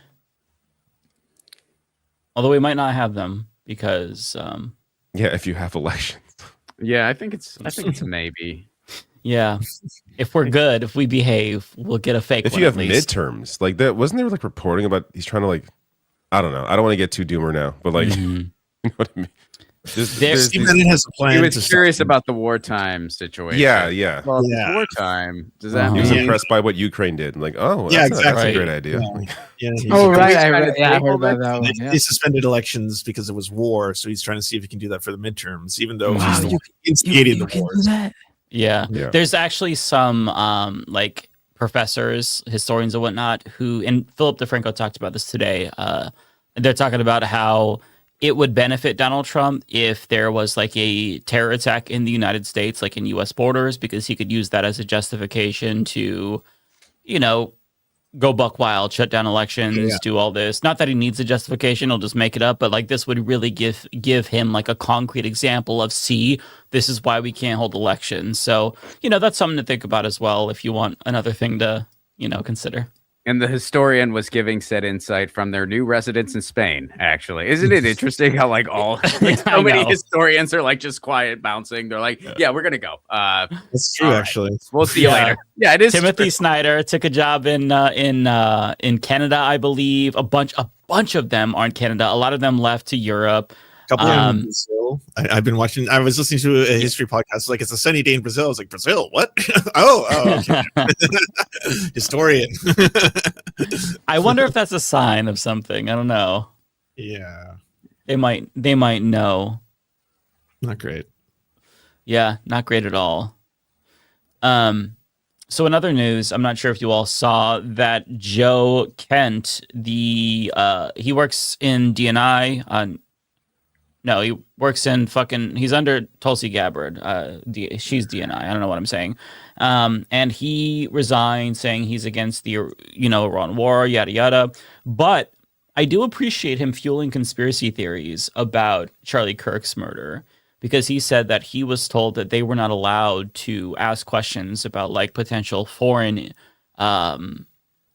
interference in his death or culpability or whatever, and that's like leading to a revival of the Israel did it narrative, which I like to see. I think it's funny. I think that anything that makes Israel look bad is good. So I'm glad that he's going on Tucker Carlson and bringing it back, because that really divided the right when Candace was doing it, and so if we get a fresh round of that, I think it's nice to see them even more divided.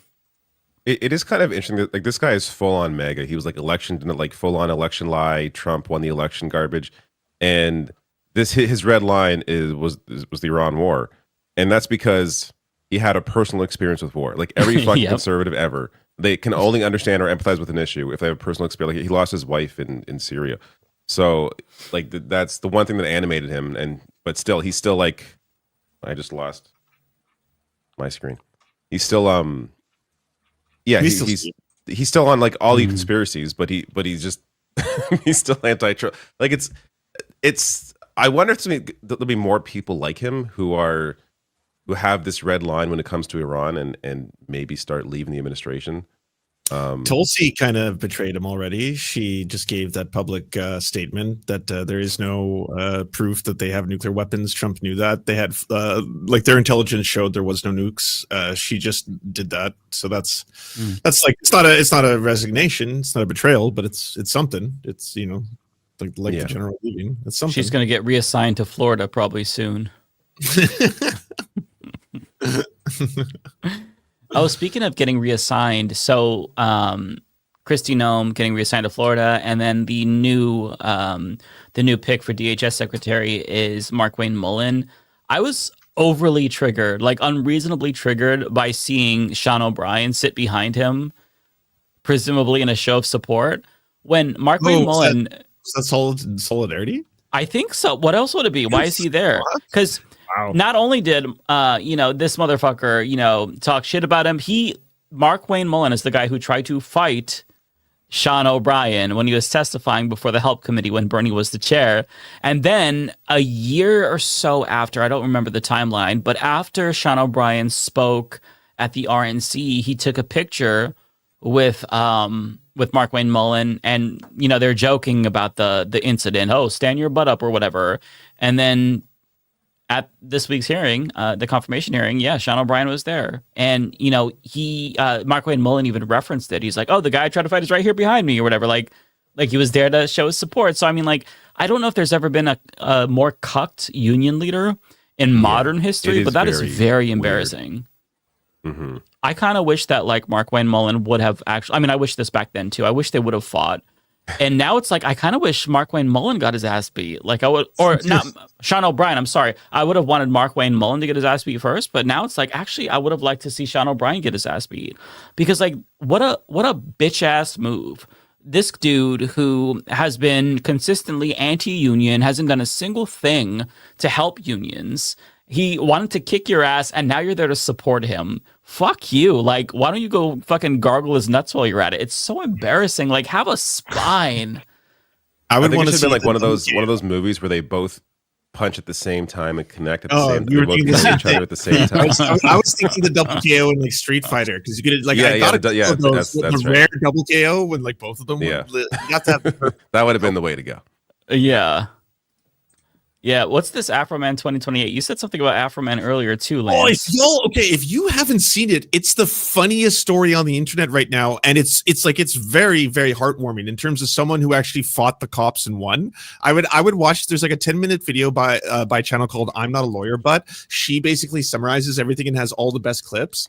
Honestly, if you haven't seen it, watch it. What Afroman pulled off was sensational. Essentially, the cops like illegally raided his house, and he has cameras all over his home, and they stole his money. They took a lemon pound cake out of his fridge and shit like that. And so afterwards, they returned the money, but some was missing. And he, instead of being silent on it, started making songs about it and making music videos and saying that like, I fucked one of the cops' wives. This guy's a thief. This dude's brother's a pedophile. And they're all very catchy songs. You can't play them on the stream because you get copyright strikes so fast, okay? But like these songs were so viral that the cops sued Afroman for defamation. Yeah, and then like every one of the cops takes the stand and is like crying in the stand, being like, I can't believe like he said he fucked my wife and like all this kind of stuff. And then each one gets cross-examined by Afroman's lawyer and wrecked, like absolutely wrecked. Like the person he called like a dude a pedophile, that cop's brother was a pedophile, and like he had to reveal it in court, like shit like that, where like he wasn't defaming them at all. This was all like they were all based on truths or speculation or half-truths or opinion, but like wasn't there one where the guy about the wife, the guy who Afroman, so the cop who Afroman said he fucked his wife. Did they ask him if Afroman fucked his wife, and he said he couldn't confirm he didn't.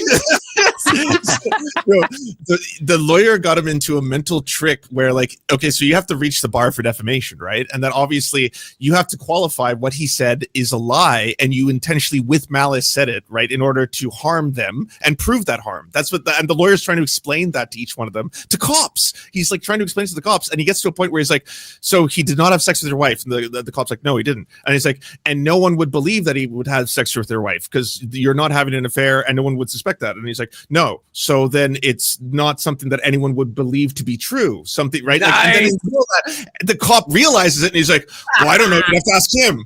It's like, we should have to ask Afroman if he had sex with your wife. He's like, yeah, and you're just like, oh my god, you got good. Like that's why it's so good. Like honestly, I say we should watch just the first part. It's only like 10 minutes long, but like the clips are as like I can't hype it up enough. The one I liked a lot. Where is it on? I'll pull it up.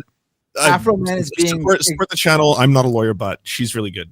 Okay. Afroman is being I guess cross-examined by the cop's lawyer, and the cop's lawyer is like, you knew that their families were upset that these videos were out there and that it was hurting their feelings or whatever. Didn't you have any remorse? And Afroman's like, they came into my house, pointed guns at me and my family, took down my video recording security cameras, took my money, and you want to paint them as the victims? Like no jury in the world was going to like favor the cops in this trial. Is it trial day one? Is that the one? Yeah, the day one's only 10 minutes and has the best, in my opinion, some of the best clips. She also explains everything for anyone who has no idea what's going on. Oh, okay, nice. The Afroman trial, and child, it's insane. Let me give you the recap. If you need the full backstory on this case, I already did a video breaking down the lawsuit, but the one-line recap is that rapper Afroman, the man who used to sing Because I Got High, is being sued by 7 police officers after they raided his house back in August of 2022, and he later used the footage from that raid to make songs, music videos, and merch about the officers. So let's get into day one. The opening statements were pretty quick. The plaintiff's lawyer started off by explaining that one of the main claims in this trial is for defamation, and because the officers are public officials, the standard to sue somebody for defamation is higher than it would be for regular people. In their case, they have to prove what's called actual malice. And that just means they have to show that Afroman knew the statements he was making were false, and he still made them anyway. If he knows they weren't true, that's actual malice. For public officials, he can't do that, and he did. These deputies asked the defendant years ago to stop these posts, to take them down. He didn't. He ramped them up. None of them had any idea that by doing their duties that day, their lives would be turned upside down. And as a reminder, the officers are saying that Afroman made several defamatory statements against them, including calling them all thieves, calling one of them a PDF, and then making comments about the female officer's gender and orientation. And just so you're tracking, Afroman calls them all thieves because during the raid on his house, thousands of dollars were taken. But after no charges were filed against him, the money was returned. But according to Afroman, $400 of that money was missing. And so he says they stole it. Here are some clips of the plaintiff's attorney explaining the defamation claims. Shortly after the cash was returned to Mr. Foreman, he began claiming on the internet and every place he could You should skip that ahead the to sheriff's the deputies had cops stolen giving This the is money. defense. Okay. Yeah, start around that. Like, I think you were just on the best one. Yeah, him. He's the Okay. one who steals the money because he doesn't know how to count, and then that gets exposed. Okay. Officer who actually obtained the search warrant for Afroman's house, and he's also the officer that counted the money that was seized from Afroman's house. Now, on direct examination, he walked the jurors through how the money from Afroman's house was collected, and then he explained why there was a $400 difference between what Afroman received back versus what was taken from his house. I counted out the money, put it in an evidence bag, and then at the end of the search, I transported it back to the sheriff's office. Has Mr. Foreman accused you of taking his money? Yes. Once the allegation was made, the sheriff contacted the Claremont County Sheriff's Office to conduct an independent investigation. They were to determine that I miscounted the money during my original count. Did they conclude that any money had been taken? They said that there was not any money taken. Did that stop Mr. Foreman from continuing to claim you had stolen $400? No. Did you take any of the money? No. Did you ever take any money from the evidence bags? No. Did you ever take any of Mr. Foreman's money? No. Now, in addition to being called a thief, Brian is also suing Afroman for calling him a PDF. Afroman has even nicknamed Brian Baby Making Brian Newland. This is the uneducated can't count file police officer that stole my money. His name is Baby Making Brian Child. Newborn baby mama. Newborn Newland, Detective Brian Newland. I have a song coming out about him. The chorus goes like this. I pledge allegiance to the flag. Brian Newland is a flag. He used to play with little toys. Now he plays with little boys. Watch your little boys around Brian Newland. He's very bold. He will fondle little boys in front of you in broad daylight. This is a public service announcement. Stay safe. Did I read that correctly? Yes. Afroman also made a post about Brian's brother engaging in inappropriate behavior with some minors, and then he made some other claims about Brian. So I'm not going to read this whole thing, but it says, in part, if you pay me back the money you stole from me, I won't tell the world about your pedophile pilgrim family, you know, like your brother. It's named Will You Stop Sending Pick Williams, a.k.a. William Newland. And is that a picture of your brother? Yes. And was your brother convicted of a misdemeanor? Yes. What was that? I don't recall what the charge was. He used to do hard drugs. Did you ever do hard drugs, Detective Newland? No. Now he steals money from traffic stops under the camouflage of law enforcement. Did you ever steal money from a traffic stop? No. Did you ever steal money from anybody? No. Detective Newland, can you see what that sign says? Yes. What is it? Would you read it for us? They stole my money. How can you take me to court when you stole my money and it's $400 short? You vandalized my property, you filed a lawsuit, property, so I'm rapping. What? I can't talk about what happened.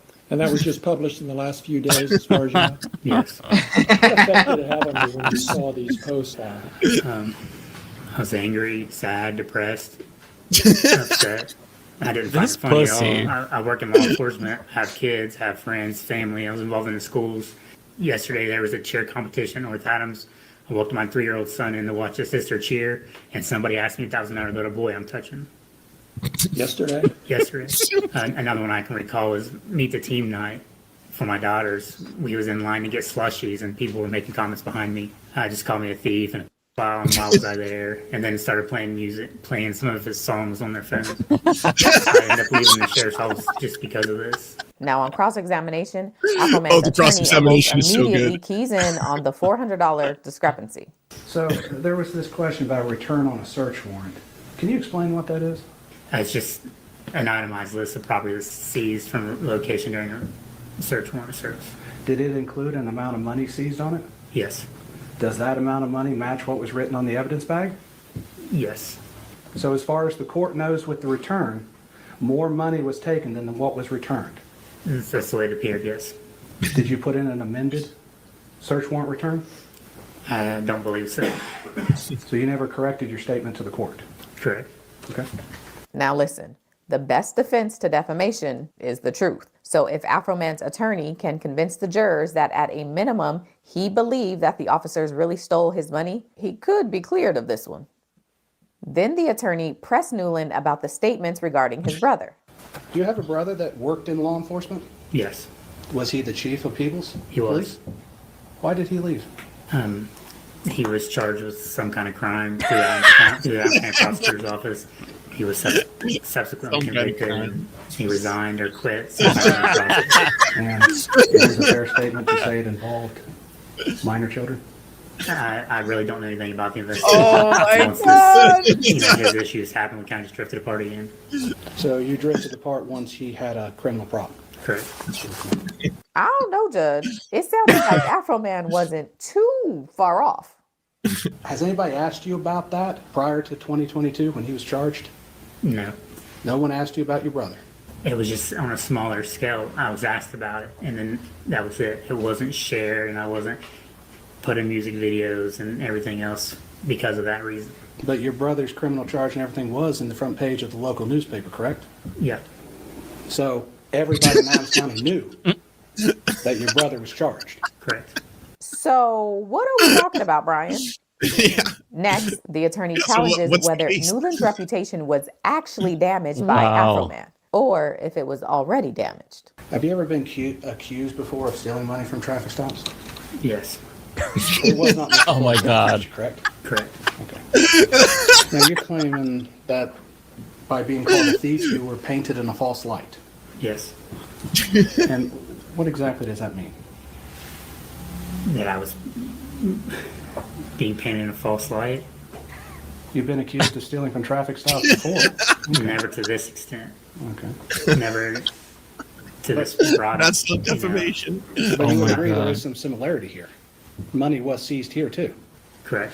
All right. Next up was Officer Lisa Phillips. And Yeah, again, you can the skip over claims this for one. her This- is that Afroman honestly, this is the one thing I criticized him for. I think he would have had a flawless victory because the other ones are even funnier than the one you saw. But then, like for one of the officers, he does lean into like transphobia, homophobia, misogyny. So it's just like it's not really worth your time. Just because I was like the other ones are so good, you know. Yeah.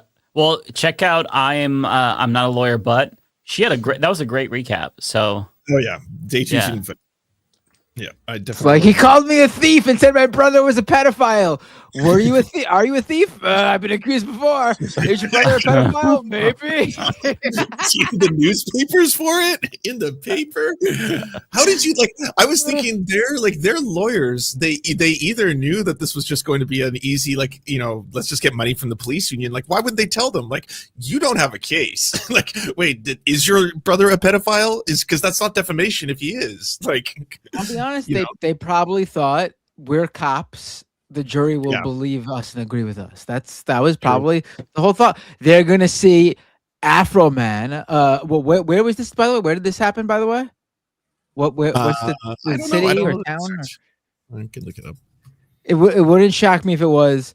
They're gonna look at this black rapper who sings about getting high, and they're gonna look at us, upstanding white cops, It was and they're Ohio. gonna believe us. over him. Ohio. I mean,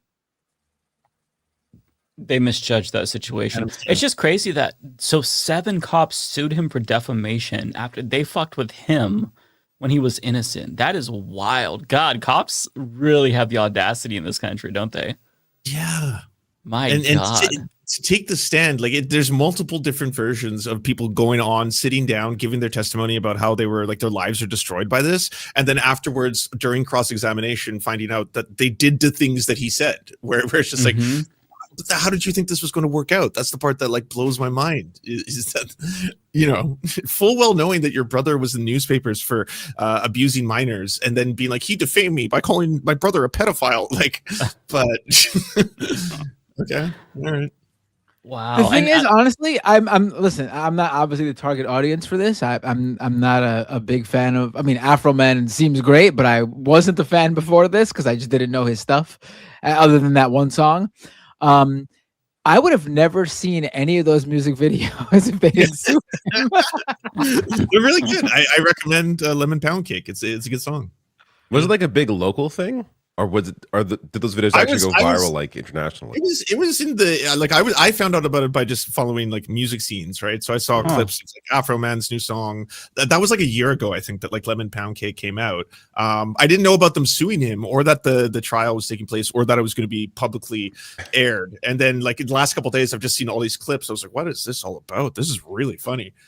Yeah, it's pretty glorious. Well, anyone? Yeah, I heard Afroman. Oh, he did win. Yeah.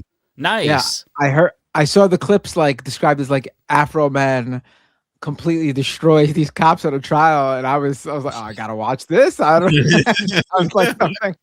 I didn't even know about this. That's up my alley. Yeah, I was out of the loop. I will say I've never thought this, but because I think I've only heard because I got high. But Afroman kind of sounds a little bit like E40. He's good. No. No, I agree. Yeah. Okay. I haven't heard him. Except for Yeah, that one. kind of sound in those other songs. He sounds a little bit like E40. I was a big E40 guy, so. He's this is the clip. This is the clip I saw. With it, as people are going to point out too. Oh, but to me, this is bigger than. Which one? Oh yeah, this is the clip that I saw. Just him as a person, though, because he's kind of set a precedent here. There's a lot of people who aren't as rich and powerful, say, as like, you know, a celebrity or a musician is going to be, that won't have the ability to do something like this, to like, you know, get attention on corrupt cops, either like, you know, infringing on your personal rights or breaking into your house or stealing your property or any of that kind of stuff. And then if you then point out publicly that these people did bad things, they'll come after you, right? Like they'll try and sue you for defamation, and you should have a right to mock them. I'm sorry, they like that's definitely protected speech, and that sets a good precedent.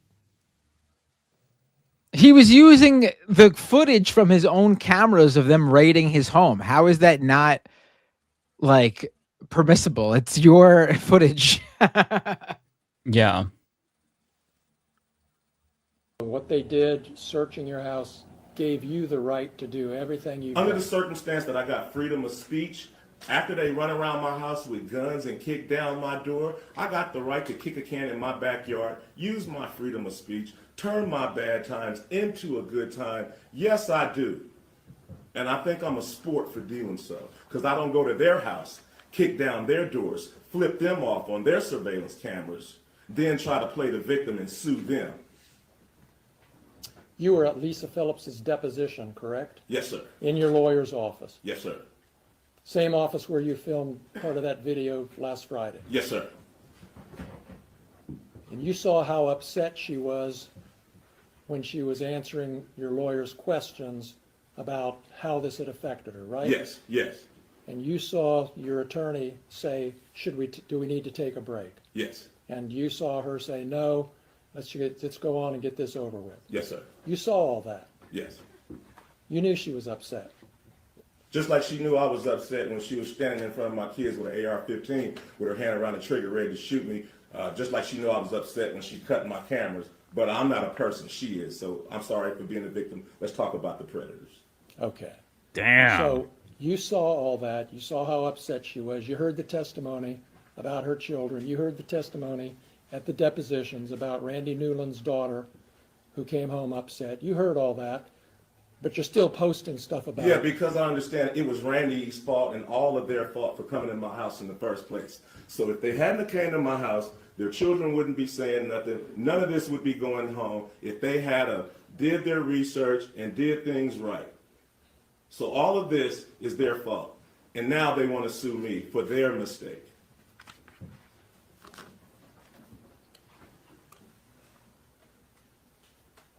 Is there anything that could change your mind about what you're doing to these deputies? Is there anything that can change my mind about the fact that they shouldn't have been at my house in the first place? Is there anything that can change my mind about how my money shouldn't have been touched in the first place?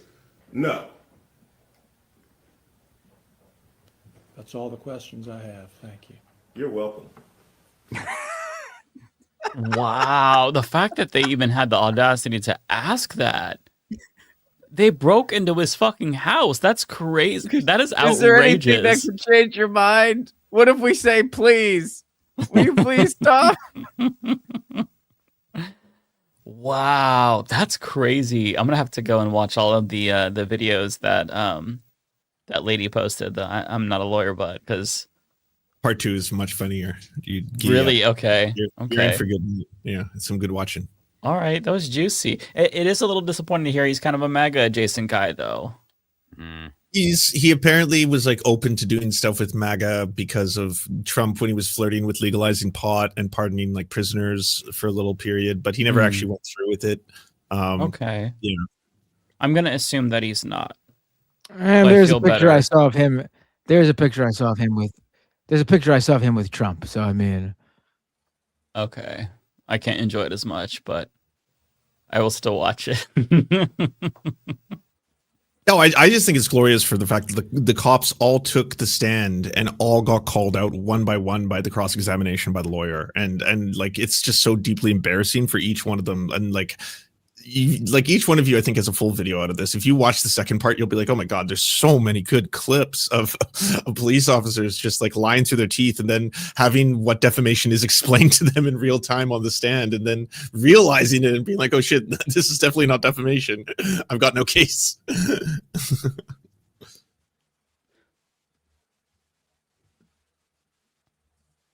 Yeah. Well, super chats. Super chats, everybody. Well, before we get to super chats, Ron, you are more than welcome to stay as long as you would like through super chats or leave. We always leave that up to the guests. But if you are going to duck out and if people are going to duck out before we get to super chats, tell the people what you're doing and where we can find you, Ron. Thank you for that. And yeah, thank you so much for having me again. I always love coming on with y'all. And yeah, I got some shows coming up. My new stand-up show is called Anti-Fascist Pasta Night.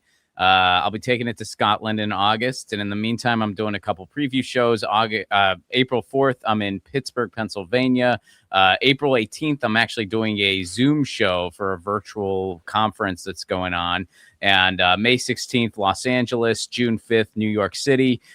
Tickets and all information are at my website, ronplacone.com. And of course, my movie, Left It Wall, is out now. It's on a bunch of platforms. I recommend Tubi because Tubi's free. I'm a big Tubi guy. So Left It Wall on Tubi or any other platform of your choice. But Tubi is my favorite. It's free. So yeah, Left It Wall. Please check it out. Really fun anti-capitalist comedy about family. Nice. Yeah. Cool. Yeah, and I'm Tubi's Ron goated. Placone on all the platforms. Everybody go follow Ron. Ron is amazing. We love Ron. Ron, always happy to have you come here as well. Good to see y'all. See you next time. Peace. Take care. Take care. All right. Who wants I'll to also be be there? piecing out as I am sleep. I hit my head earlier. I hope I'm okay. I think I'm okay. Oh, no. Like, What? I was playing with my son. We were like he loves play fighting. Like I have to be a monster, and he destroys me. But like, so I was like falling back, into like the mattress, but the wall was right. I didn't realize how close the wall was. So as I'm falling, I hit my head on the back of the head on the wall, and I'm like shocked. Like it didn't really hurt, but I felt like it should have hurt more. So I've been like a little dazed. I wouldn't say dazed, but I've been a little just like, am I okay? Because I feel like it really should have hurt me more than it did. So I'm wondering, is there more damage than I realized? But anyways, I think I'm fine, but I am tired. So I'm going to Well, don't sleep. You know, if you have a concussion. No, I feel like I would have like a Yeah, you're not headache or supposed to go something if it to was, like, sleep. worse. Yeah. Yeah, there's no like the walls. Like there's no dent in the wall. There's no blood, so I think I'm okay. But it was weird. I don't like what I'm hearing. Don't I go know, to sleep. David. Yep.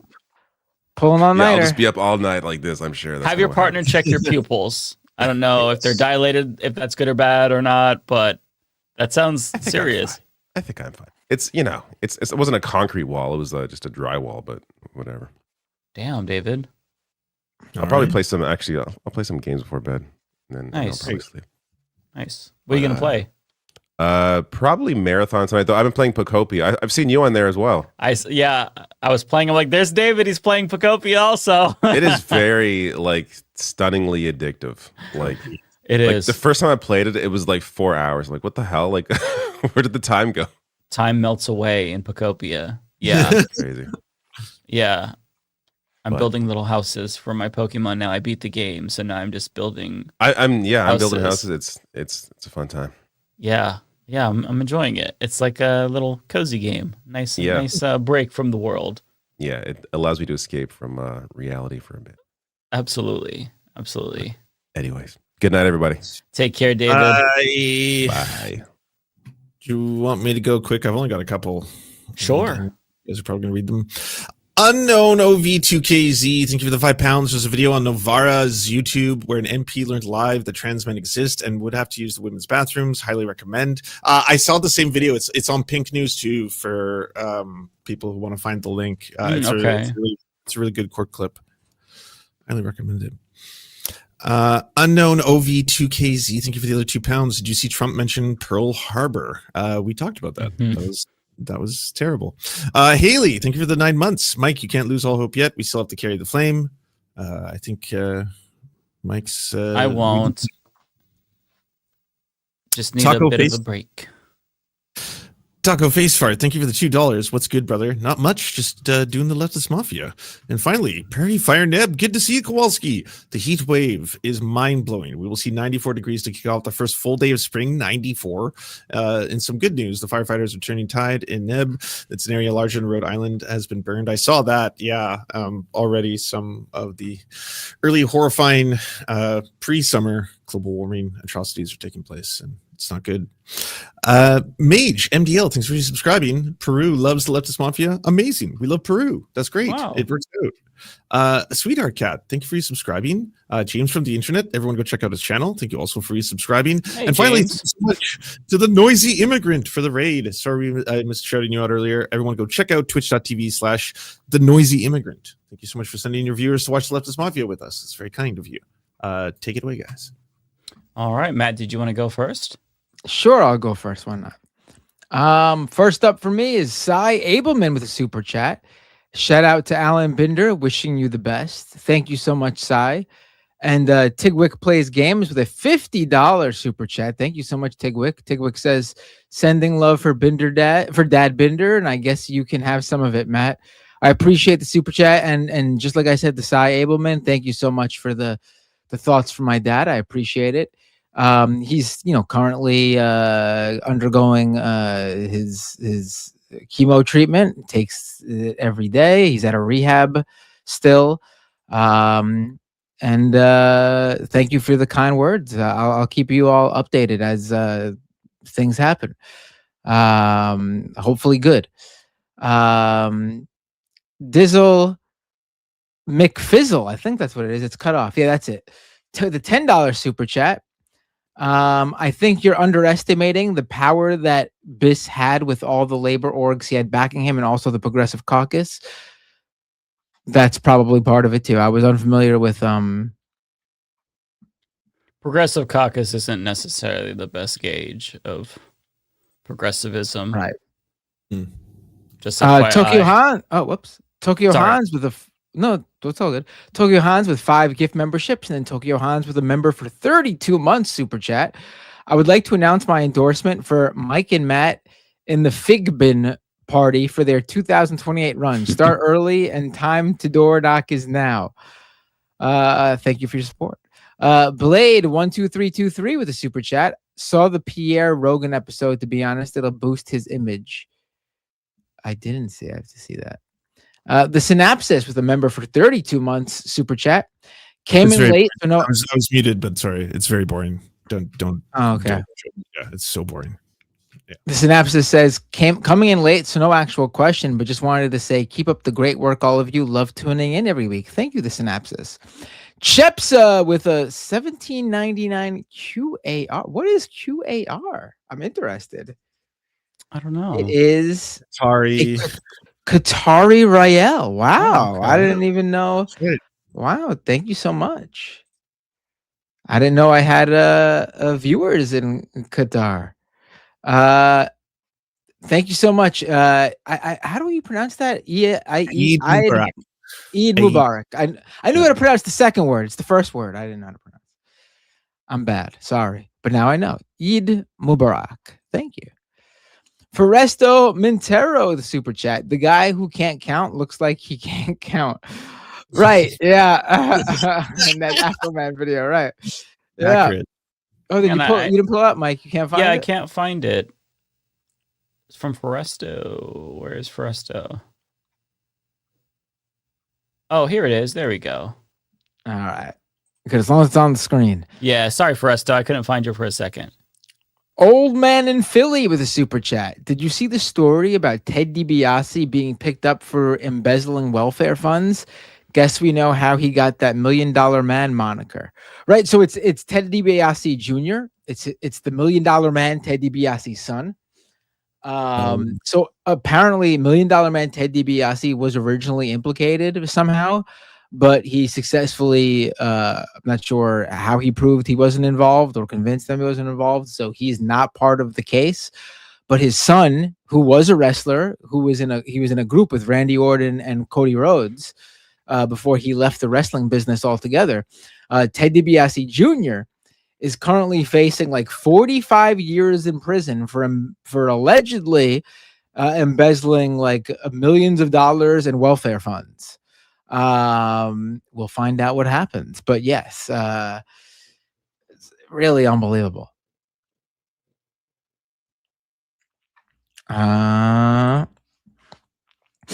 The bestest leftist, the super chat regarding Nomiki Konst, the districts changed and favored her, but DSA stayed with the candidate of other district before the change. Nomiki declared first. No, I'm pretty sure that the DSA candidate declared first. I don't know if maybe she declared in the district before it changed. I'm not sure, but it's been too long for me to remember. When she announced, there was already a candidate in the race. So yeah. Mr. Braindead 12 with a super chat. I have to say this podcast has kept me alive, and I will support how I can. Some friends, including James from the internet, being mentioned is awesome. Oh, I hope you're. First of all, very nice of you to say that, but I hope you're being like using a little bit of hyperbole. I hope you're not. I hope that as well. Yes.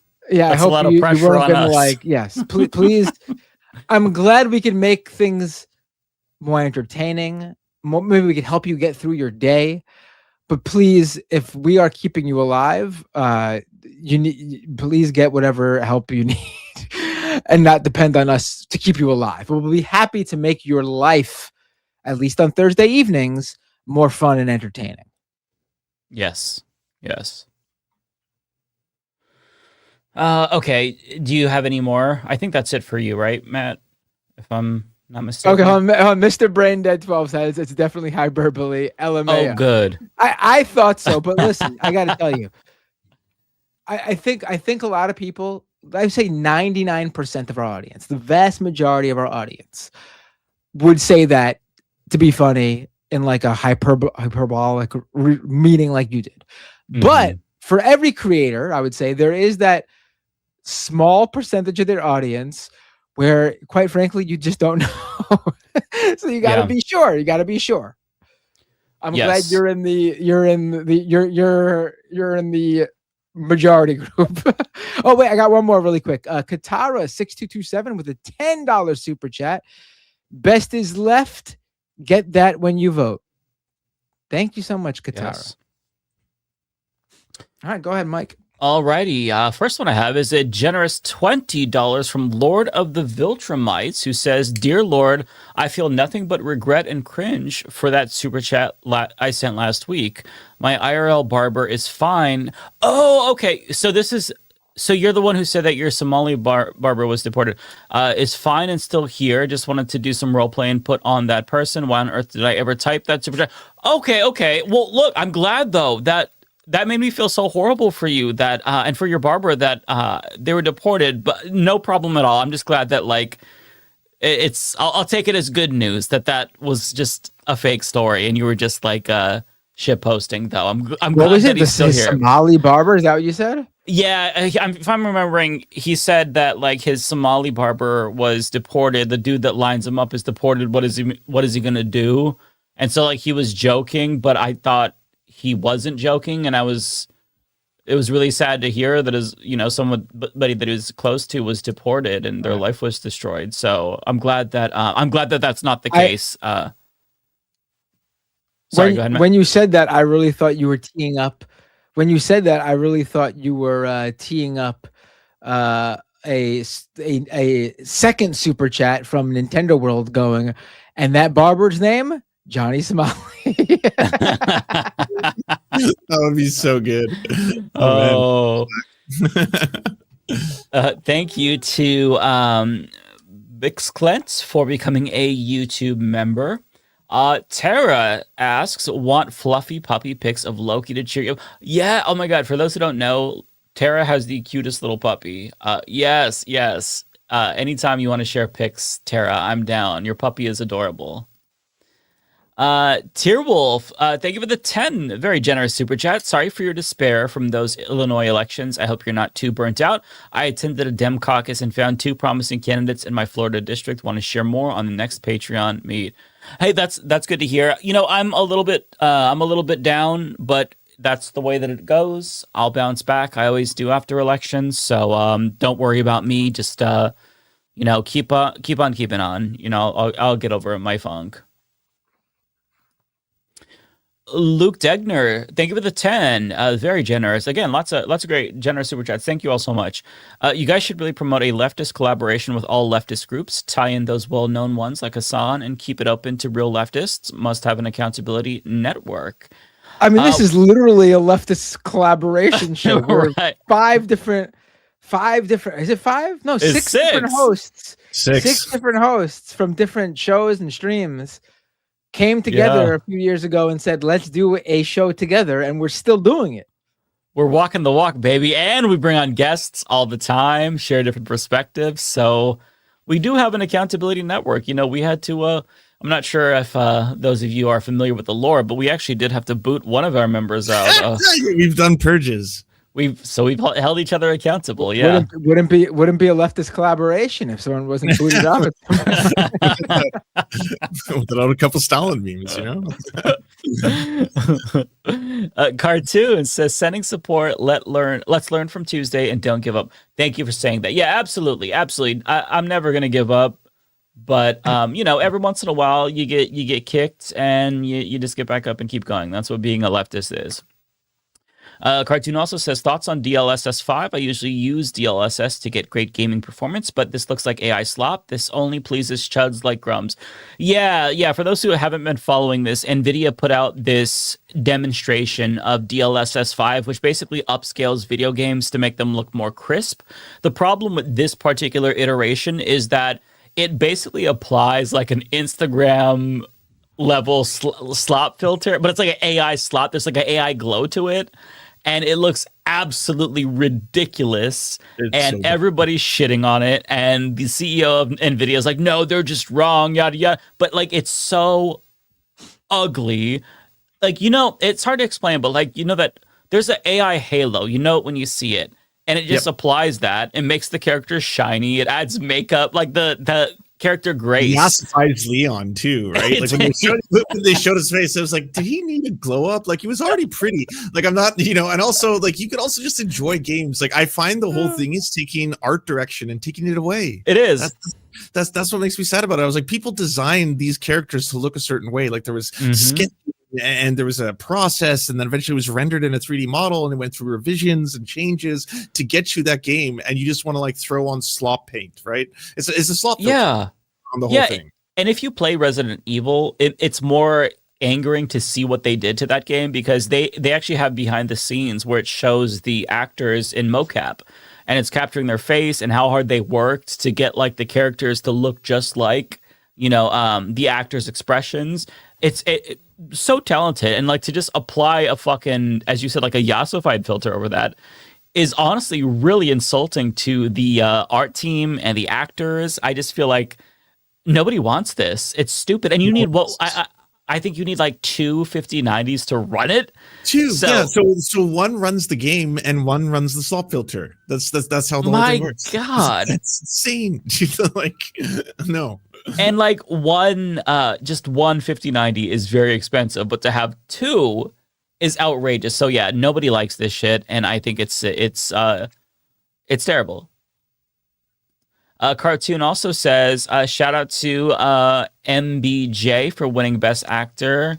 Michael B. Jordan for winning Best Actor. Oscars for Sinners, and Javier Bardem for saying Free Palestine and No Wars in Iran. Did you see that? I did see that. Yeah, happy to see that. Good outcome. I didn't watch it, but I just saw the aftermath. Sinners should have won. Should have won Best Director. Should have won Best Film. I did see that Michael B. Jordan went to like a fast food restaurant with his Oscar. In-N-Out. Okay. I couldn't remember which one. I'm like, that's cool. Yeah. The Sinners wins were great, but I was ecstatic to see what's her name? Amy Madigan, is that her name? The woman who played Anne Gladys in Weapons win Best Supporting Actress.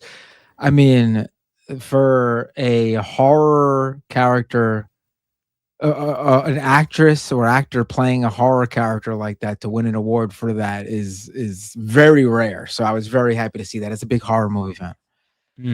Somebody in the chat, this is not super chat, says that there's like a high frequency pitch when I talk into the microphone. I've seen like one or two. Yeah, it's your voice. Oh, hi-oh! I don't hear it, to be clear. Yeah, I saw somebody else's comment, but I don't know how to fix that. If I apply a low pass filter, it makes it feel really muffled. So I don't really know how to correct that because I can't hear it myself. I don't know if it's a frequency that like older people can't hear. I'm not really sure. I'll look into a little more. If you have any recommendations in the chat for what I should do, let me know. But I cannot hear it. I've tried to isolate, try all different things, and it's just there is no high frequency. Yeah, see, like most people don't hear it. Some people hear it. I really don't know. If I heard it, I could do something about it. But since I can't hear it myself, I don't really know what I'm working with. Ears might be sensitive. Do you Schmack, do you think that it might be like your headphones or like the audio device? I mean, you're not the only one, clearly, because I've seen a couple other comments. I just don't know what to do about it. It's kind of hard to figure out. Mike actually emits a high pitched tone where only people who've had their cheeks clapped can hear it.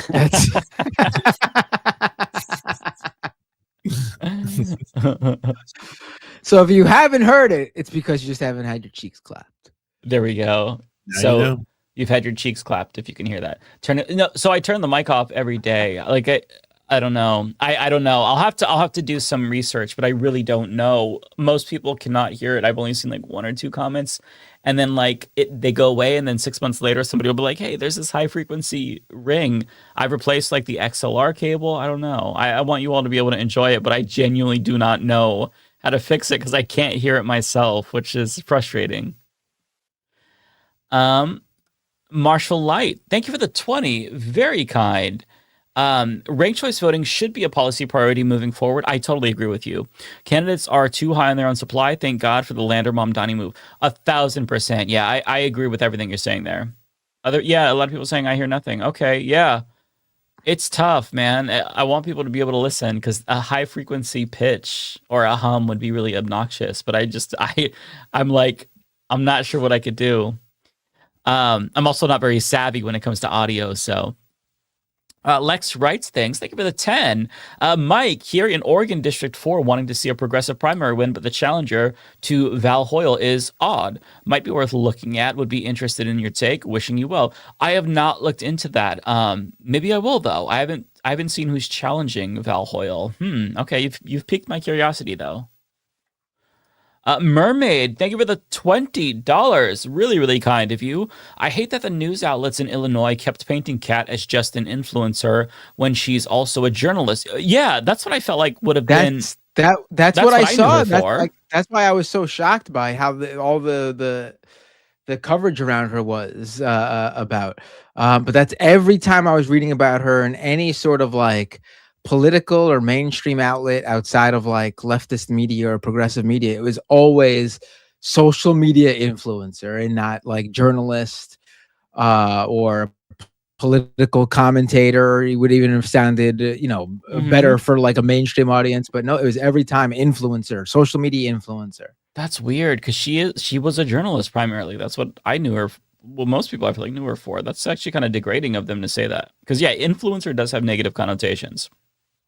And honestly, I don't consider influencer as someone who like just like makes money from social media. To me, influencer is specifically someone who makes money from like brand deals and endorsements, which is completely not anyone in politics. You know what I mean? No, like not on the left. Yeah. Yeah. Also, do you think that if the other progressives dropped out and endorsed Cat, Fine would have dropped out and endorsed Piss? Probably not. Because, I mean, it's a possibility, right? But I would say no, because that was AIPAC's preferred pick. So if I had to guess, she thought that, she had it in the bag, I'm assuming. Because, if you have all that money behind you, you feel invincible. But it's hard to say. I mean, that's always a possibility.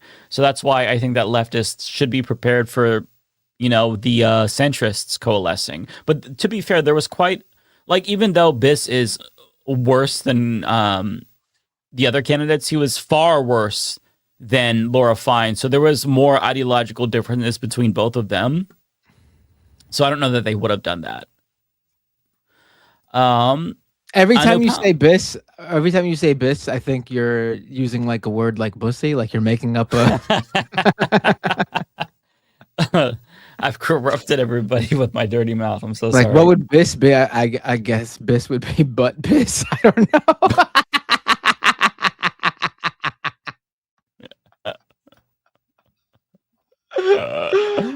I mean, I'm sure that's somebody's kink, and you just gave them some verbiage for that. Yeah. Please. Anupam, thank you for the $10. Really generous of you. Please don't forget Peggy Flanagan. That's right. She's running for Minnesota's Senate seat against the fourth most corrupt congresswoman. If elected, she would be as good as Plattner. Remember, less known leftists too. I keep forgetting about Peggy Flanagan. The ones that are up in my mind are Kyle Blomquist and Oliver Larkin. I think they have really solid online campaigns, so that's why they're kind of like they're staying on my radar. But I'll try to remember to look into Peggy Flanagan too. Cartoon says, have you seen Dune 3 and Spider-Man trailer? Also, TTBN Gaming, he a leftist gamer, YouTuber who streams and tackles the anti-woke gamers. So I've not heard of TTBN Gaming. TTBN Gaming's great. Highly recommend. Are they? Okay, Yeah, let me subscribe to them really quick then. I want to make sure I have... He's awesome. A really good channel. Okay. Subscribing right now. Okay. As for Dune 3 Spider-Man trailer, I've not seen the Dune 3 trailer. I have seen the Spider-Man trailer. Maybe a hot take. It looks boring. I don't know. I'm kind of over superhero movies again. Like I kind of got back into it with what was it? Deadpool 3, Superman. Yeah, and I liked Superman, but they really have to wow me. And I didn't really see anything about Spider-Man that was interesting to me. It's just like I'll watch it, I'm sure, when it's out on streaming, but it just looks it's okay. Dooge, thank you for the 5. Gas prices already spiking. Northwest Portland Chevron by Providence Park is at $5.50 already. Fuck fascism. Timbers Army for life.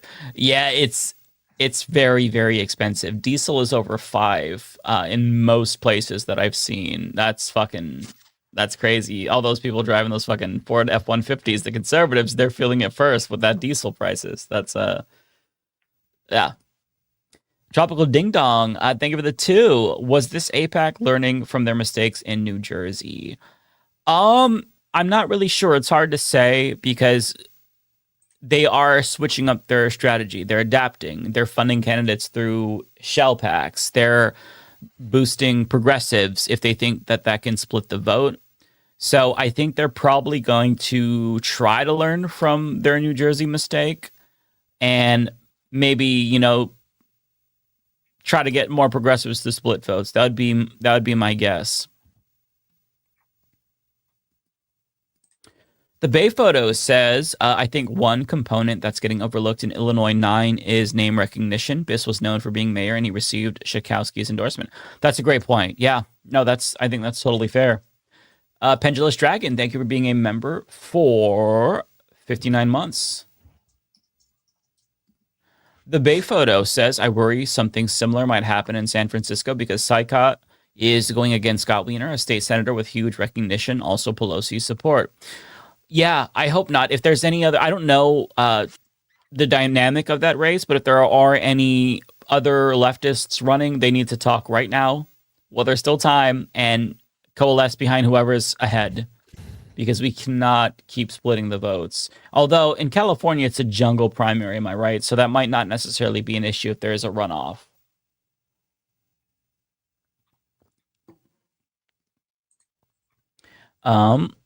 V-Man, thank you for the 20. Very, very kind super chat. Did you see Trump bring up Churchill in front of the Irish PM on St. Patrick's Day? As Kitty, stop. Sorry, my cat is harassing me. As if the Irish want to hear about the man whose paramilitaries burnt Cork City to the ground during the Irish War of Independence. I did not see that, but I mean, it would be fun. Like, what Trump does would be funny if this were a sitcom and we had this dumbass president who was just like fucking things up, Mr. Magoo, but it's real life. So it even though it's still hopelessly funny, it's just very embarrassing at the same time.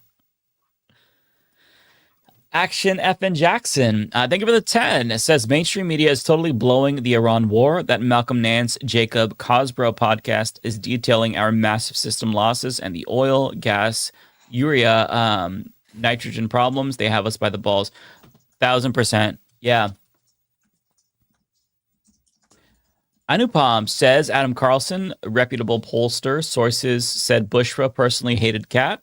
Endorsement was never possible. Huge shame. Also, hello, Michael. Well, I mean, I don't know if that's true or not. But the personal shit should be put aside. Like, you don't have to like the person. It's just about policy at the end of the day. Like, do you want progressive policies or do you not? That's really what it comes down to. It's very simple for me. Marsh Light, thank you for the 20. Says Bernie and Warren endorse Plattner for president 2036. That's certainly I wouldn't go all the way there yet. I think that wait and see if he's gonna be a Fetterman first before you start wanting him to run for president. I wouldn't support that, but hey, if it makes you feel optimistic, cool. Violet Lap, thank you for the 10. I need to never see Bernie talk to AI again. I just don't see how talking to AI like this is going to help spread any decent anti-AI message. AI needs to be rejected, not indulged like this. I will say it did make me feel uncomfortable. I didn't like it, but maybe it'll work on, like, you know, an older demographic who are like, you know, is that what AI is? Oh, it's in the cube. You know, yeah, that's what AI is. All right. What you're doing is so important, Senator. Like, I don't like it. Yeah, I don't want him to get AI psychosis, you know, like we were all making jokes, but he could be in his bedroom right now, just like, Siri, come on. He starts forming like a relationship with it and yeah, gets married. I saw another one of those stories the other day. I was thinking of sharing it with the Leftist Mafia because it was a woman on TV talking about how she's married or is in relationship with a Irish Cthulhu monster AI. And specifically, she's in love with the like the fact that it is a Cthulhu monster and it has an Irish accent and everything. And like, you know, she's so genuine about it. It's definitely not just like you're watching someone who's just like putting on an act or anything. But I was just like, the future's wild. Yeah, this is why we can't have RAM anymore. Cool. Yeah, because people want to goon to Cthulhu. Yeah, I can't. We're Oh gooning my to god. What a world. Yep. Invalid Synapse, thank you for the 10. Very generous of you. Jesus, thanks for making me laugh at all this disgusting bullshit. Well, you're very welcome. I don't know what I said. It's probably something stupid, but if it made you laugh, then that's good. That's good. Enipalm, thank you for another super chat, $10. Very kind. Final thing, please remember the less flashy, lesser known candidates. There's tons of Robert Peters and Junaid Ahmeds out there who just need more name recognition. Thank you, Mike Figueredo, 57. Is that an endorsement for the 2057 presidential race? Thank you. Are you guys running again? Mandatory gayness for everyone? It would be probably much more extreme. Yeah, fair enough. That was a half measure. Mandatory gayness was a half measure. Yeah, yeah. Now it's convert or be killed.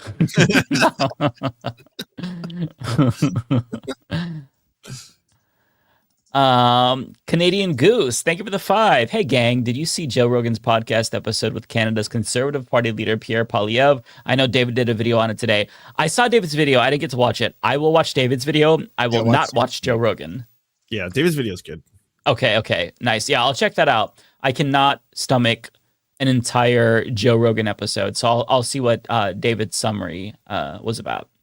The best highlight is hearing him try and be cool about drugs because Joe Rogan loves weed, and the guy voted against marijuana legalization in Canada, and like he's on the record. So like Joe's talking to him, and then, like, you know, he's doing that typical thing where like, Joe, if you only used Google right now, you'd find out the guy sitting across from you is not cool with drugs. He's very not cool with drugs.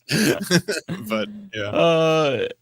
I bet that they talked about how everybody is in jail for the social media posts in Canada as well. I'm sure communism. I thought they were going to talk about that, but he was actually like, he's clearly gearing up for the next election. He didn't want to be on the record line. So like Joe starts talking about how Trudeau is like Castro's son and stuff, and Pierre doesn't like play with him at all. Like, you know, he comes across as like a square there. They're like, well, actually his son is not actually named Castro. It is Pierre Elliott Trudeau. He was the father. And you're just like, this is so who watches this? Okay, unknown, thank you for the £5. I would like to say, in regards to the Green Party, it's the most popular party for under 50s. Also, tactical voting is now saying vote for Greens. I love that. Like, what a great turn of events in the UK. I'm so happy for you guys. Hell yeah. Narrator, thank you for the 11 months. Tickwick Plays Games, $50. Thank you so much, Tickwick. That is so generous of you. I feel like, was it you or T-Types that sent $50 last week as well? Thank you so much. Never, ever expect that, but really appreciate you. Really hoping we can focus energy from Kat's second place win into something good. It should be harnessed. She and her team did great work. Anyways, here's some money. Yeah, I agree with you. I really hope that it is a learning experience. I mean, we are learning. I think that if we just try to get a little bit more pragmatic and, dare I say, Machiavellian to win, at least be as ruthless as like the centrists, then we have a better shot. Dead Marine 1980 says, Eve, and thank you for the 10. Even if he is adjacent to Trump, it doesn't limit the fact that he owned those pigs. That's true. I can still enjoy it. L. Rick, thank you for the 10. How can we transmute Kat's momentum into a broader movement with deeper roots going into the midterms? That is the $1 million question, right? I think that it's just making sure you get out the vote in your community by knocking on doors. And I think that Kat was really smart to basically turn her campaign into a mutual aid hub. I think that really helped her to garner goodwill in the community. And it was not just strategic, but it was objectively good for people who needed mutual aid. So I think that was something that people should carry over. And just take little things here and there from other campaigns, emulate what worked, disregard what didn't work, things like that. Otaku Dragon, thank you for the 5. Fun fact, needing to stay awake with concussion is a myth. Really? Okay, I didn't know that. It's an outdated myth, like peeing on a jellyfish sting is a Hollywood promoted myth. I didn't know that was a myth too. Interesting. Hollywood promoted. Is there a pee fetish agenda? Is that why they're doing that? Maybe. I remember when I was a kid, there was a Survivor episode where somebody got stung by a jellyfish, and this lady, Kathy from Portland, that's why I remember she was on Survivor. She ran over to pee on this person. And I think that's the first time I heard about it, but I mean, I guess who do you think? Who do you think was the first? Who do you think was the first person to think of that one? Like, oh no, you got stung by a jellyfish. I heard I got to pee on you, right? Yeah. A doctor told me this is what I have to do. Are you sure it's not a fetish? No, definitely not. I have to save your life.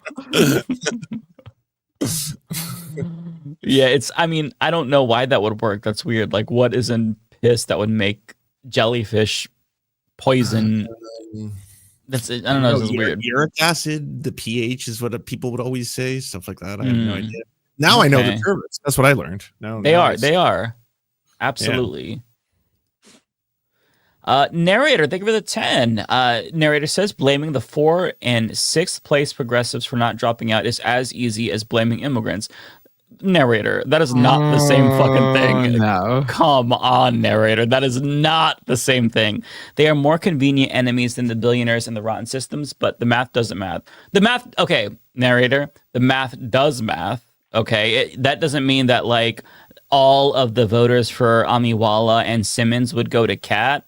But even if just like a smaller percentage of them did, if they like really tried to push them towards that, it would have made the difference. And they're not the enemies. Like, that's the whole point. Amiwala and Simmons are great candidates. And that's why, since they're not enemies, there should be solidarity among fellow progressives. And that's the main point. It's basic math. You know, there's going to be one winner. It's winner take all. So I think that just going forward, this is my advice to all candidates running. If you are entering a race and there's another progressive, you both need to have a conversation and agree to step down if it's not going to look like, you're going to prevail.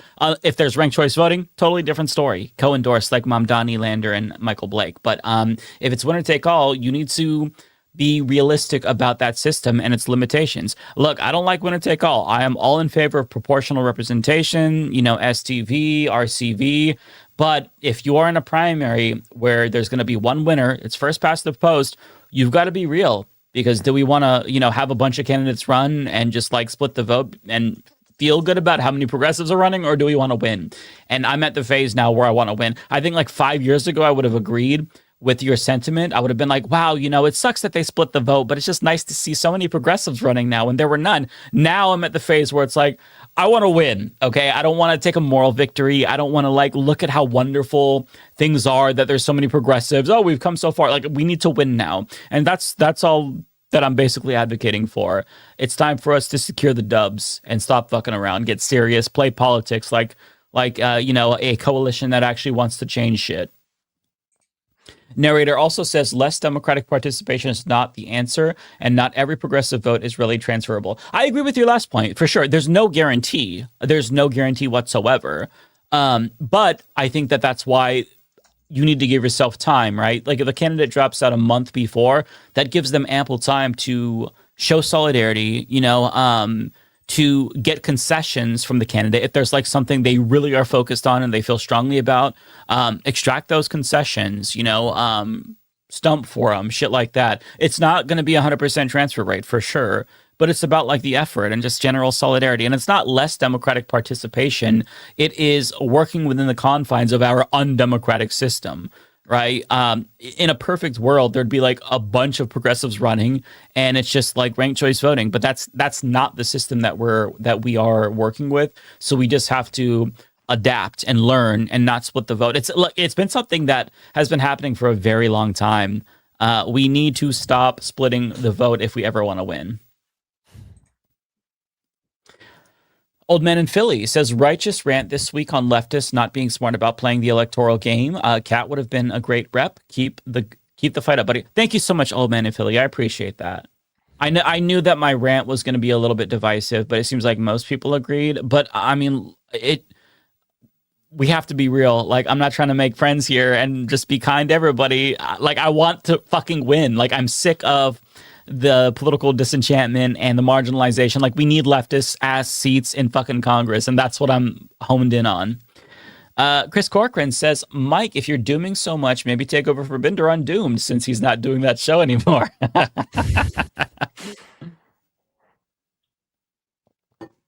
ABS says, Mike, hey, Mike, have you heard the U.S. took missile defense system from South Korea for the Iran war? North Korea is flexing. I saw that. Yeah. Yeah. There's also a lot of people, I think it was Sagar, who's mad that they took it from other areas in Southeast Asia as well. So we're just like defenseless. That's what the argument is. Yeah, I mean, we don't have the resources that they thought we did, because our military is much more suited to flex and fight a Cold War as opposed to an actual hot war with the country that was anticipating an attack and prepared for a fucking attack. Old Man in Philly says, great show tonight. Special thanks for reassuring me I didn't insult you last week. I don't even, no, you didn't. I don't even know what this is referring to. So no, of course not. And I could take insults and some ribbing. So no worries. Narrator says, Kat would have needed like 90% of Amiwala's vote. Not how that works, poor analysis, but feels good to put down a progressive. No, true, am I right? I'm all for consolidation, but nothing was/is owed. Yeah, okay, I think you're getting overly triggered by what I'm saying, and you're taking it personal. It's not personal. And I'm talking about Amiwala and Simmons, and if they all dropped out and coalesced around Kat, it's not a poor analysis. It's basic math, narrator. I think that you have to separate like the individual from like the broader cause. This isn't about Amiwala. If the shoe were on the other foot and it was Kat who was behind, I would be expecting the same exact thing for her. I would expect her to drop out and stump for Amiwala, endorse Amiwala, because it's just about the policies. In all honesty, I probably agree more with Amiwala on her foreign policy. I don't know all of Kat's foreign policy because that was a whole separate clusterfuck of a question, but it's just about like, if there's two lefties that are identical, oppose genocide, support Medicare for all, and check all the boxes, like one of you's got to make a fucking decision. Look, it doesn't matter who drops out, but if the person ahead is gonna stay in the race, that makes sense. But if you don't want to do that, I don't care. Just make sure that you're not splitting votes. That's basically what it's about. And I agree with you. Nothing is owed. No votes are owed. But again, it's about solidarity. Are we in this together, or are we doing our own little thing? Because if we try to do this in our own lanes and do it separately and just form our own paths without working together, we're not going to get anywhere. There is a reason why the progressive movements of the past that were successful had solidarity. They formed coalitions. They made decisions about what to do. They got behind candidates. They organized coalitions and marches together. We need to get our heads in the motherfucking game. That's basically all I'm saying. Just be practical. It's not personal. I can assure you, narrator. I have nothing against Amiwala and Simmons. It's just about the greater cause. That's it. Mr. Braindead says, it's funny, but I do mean you guys get me by on Thursdays, despite the fact that you're not my life support group. Regardless, I appreciate your concern. Okay, I like that you clarify, because yeah, like Matt was saying, some of our audience, you never know. Most joking, we all have very dark senses of humor, but it's just nice to have that reassurance. Kowalski says, thank you, Kowalski, for the $10.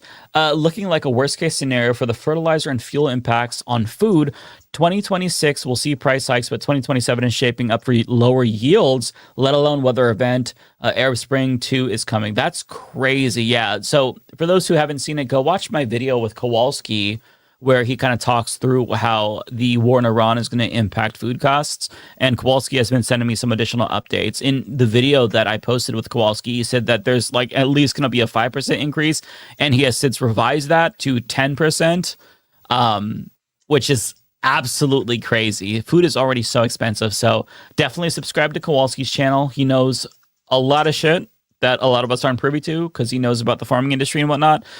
Very interesting stuff. Bleak, nonetheless, very interesting and important.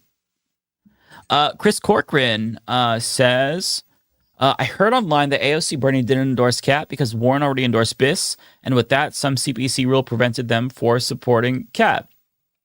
Well, that rule wouldn't apply to Bernie. I think if I had to guess, they thought that it would be divisive or something because Biss and Cat are relatively ideologically close. I disagree with that. But like domestically, Biss isn't as bad, but on foreign policy, he's a self-proclaimed progressive Zionist, which is like, it's an oxymoron. It's like, oh, I'm a progressive fascist. Like, it doesn't make any fucking sense. I wish that they would have intervened in that race and endorsed. I think that was really a missed opportunity. If they did, that could have given them the boost. Like an AOC Bernie rally with Kat could have pushed her over the head as well. So, yeah. I'm not sure what the reason was. They clearly had their reason, but usually it comes down to whether or not they think the candidate is viable because they don't want to end up taking an L because they want to look like they're powerful. They want to flex, but that was a winnable race. And I just, I'm disappointed that they didn't show up. Narrator says, I'm all for coalescing in cynical electoralism. It's disgusting the personal attacks saying these campaigns are about ego or vanity. Not you, I hope. I mean, I don't know if they're about ego and vanity. I think for a lot of people that is the case. I have no idea about Amiwala or Simmons, but it gives the perception. The vibes are bad, right? It's like bad vibes if you are staying in this when you know you're not going to get more than like 5 or 6%. That does scream to me, oh, this is somebody who's just like in it because they want to get their name out there, or they want to say I'm on the ballot, or, you know, I get this many votes. I don't know. I just feel like it... I'm going to be questioning everybody, especially these days when AIPAC is quite literally running ads for progressive candidates, not because they support them, but because they are purposefully trying to split the vote. I just don't want us to unwittingly do the bidding of AIPAC. We need to get smart, and we need to make sure that we are not letting these disgusting Zionist organizations, these genocidal organizations, do this. No, I'm not saying that they believe in nothing. I think they believe in what they're saying, but the question is, do they believe in the policies or their own egos more? And I don't know that. I'm not going to try to psychoanalyze them, but if you're staying in a race and you're going to suck up 5% of the votes when you have no chance of winning, I think it's a bad look. I don't think people are wrong to say, hey, man, that person's kind of egotistical. Again, it's not personal. It's just get the fuck out if you're not going to win, so that way we can get that W. Why Postian says, you used to somewhat disagree that Americans were stupid. What changed? Seeing Trump get elected twice, especially him getting elected after he tried to overthrow the election. And also, I had a very liberal instinct because I come from a political science background where, you could not ever say that. These were rational actors. Voters are making rational decisions. You can't call them stupid. That's unscientific. That's just stupid, for lack of a better word. But over time, I've just gotten more cynical. And after seeing so many people, personally and online, support genocide, support fascism, see Trump call immigrants filth, or talk about how they're poisoning the blood of the nation, wanting to do mass deportation. I don't know. I can't think of that as being rational. I think it's stupid. So yeah, I guess that's what changed. That's probably not a great answer, but I've just gotten more cynical, and I have no faith left in the American people, especially because I've been doing this for a long fucking time now. We're coming up on 11 years that I've been doing the Humanist Report. The overwhelming majority of the progressives that I've talked about have lost. And sure, there's a lot of institutional factors and whatnot, but I mean, voters time and time again have been given the choice between a candidate who wants to give them healthcare and education and one who's actually, no, we're going to give more money to Israel and let corporations poison you. And they keep opting for the corporate Democrat. I mean, at some point, if you're dissatisfied with the system, you have to vote for candidates that don't want to keep killing you. So I just I've lost faith in the American people. And I feel like as much as I wanted to convince myself that they weren't stupid, I think that was me not being able to fight through my cognitive dissonance. I think they're definitely stupid. Not all Americans, of course. I think that probably half of us are deeply, deeply stupid. And I think a third of us are just downright irredeemable and need re-education. mandatory re-education. That's my cynical, but I think realistic take.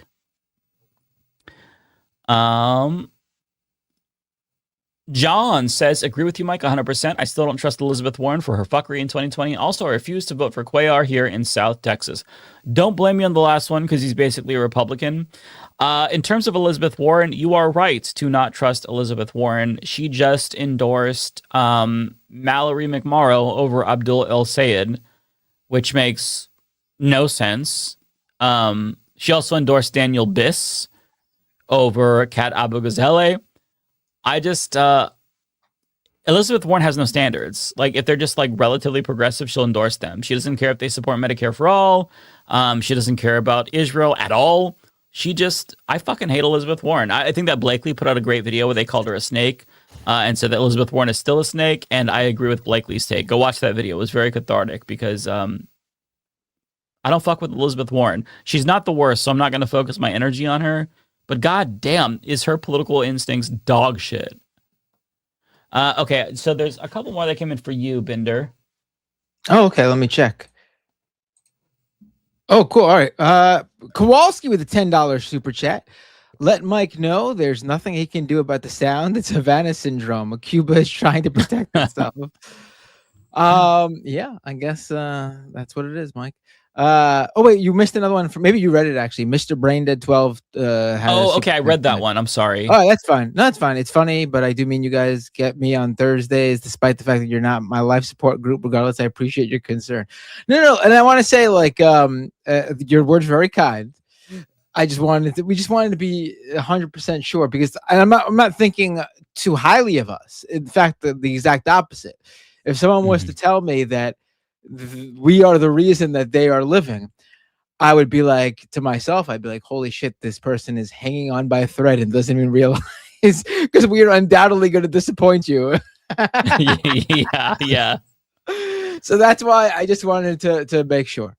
A couple. Can I read them quick, or are you guys? Oh, I got one more and then I'm done. Tony Rizzo with a super chat. You guys keep me alive. Tim Robinson, though, now that guy slays me. Okay, take it away, Lance.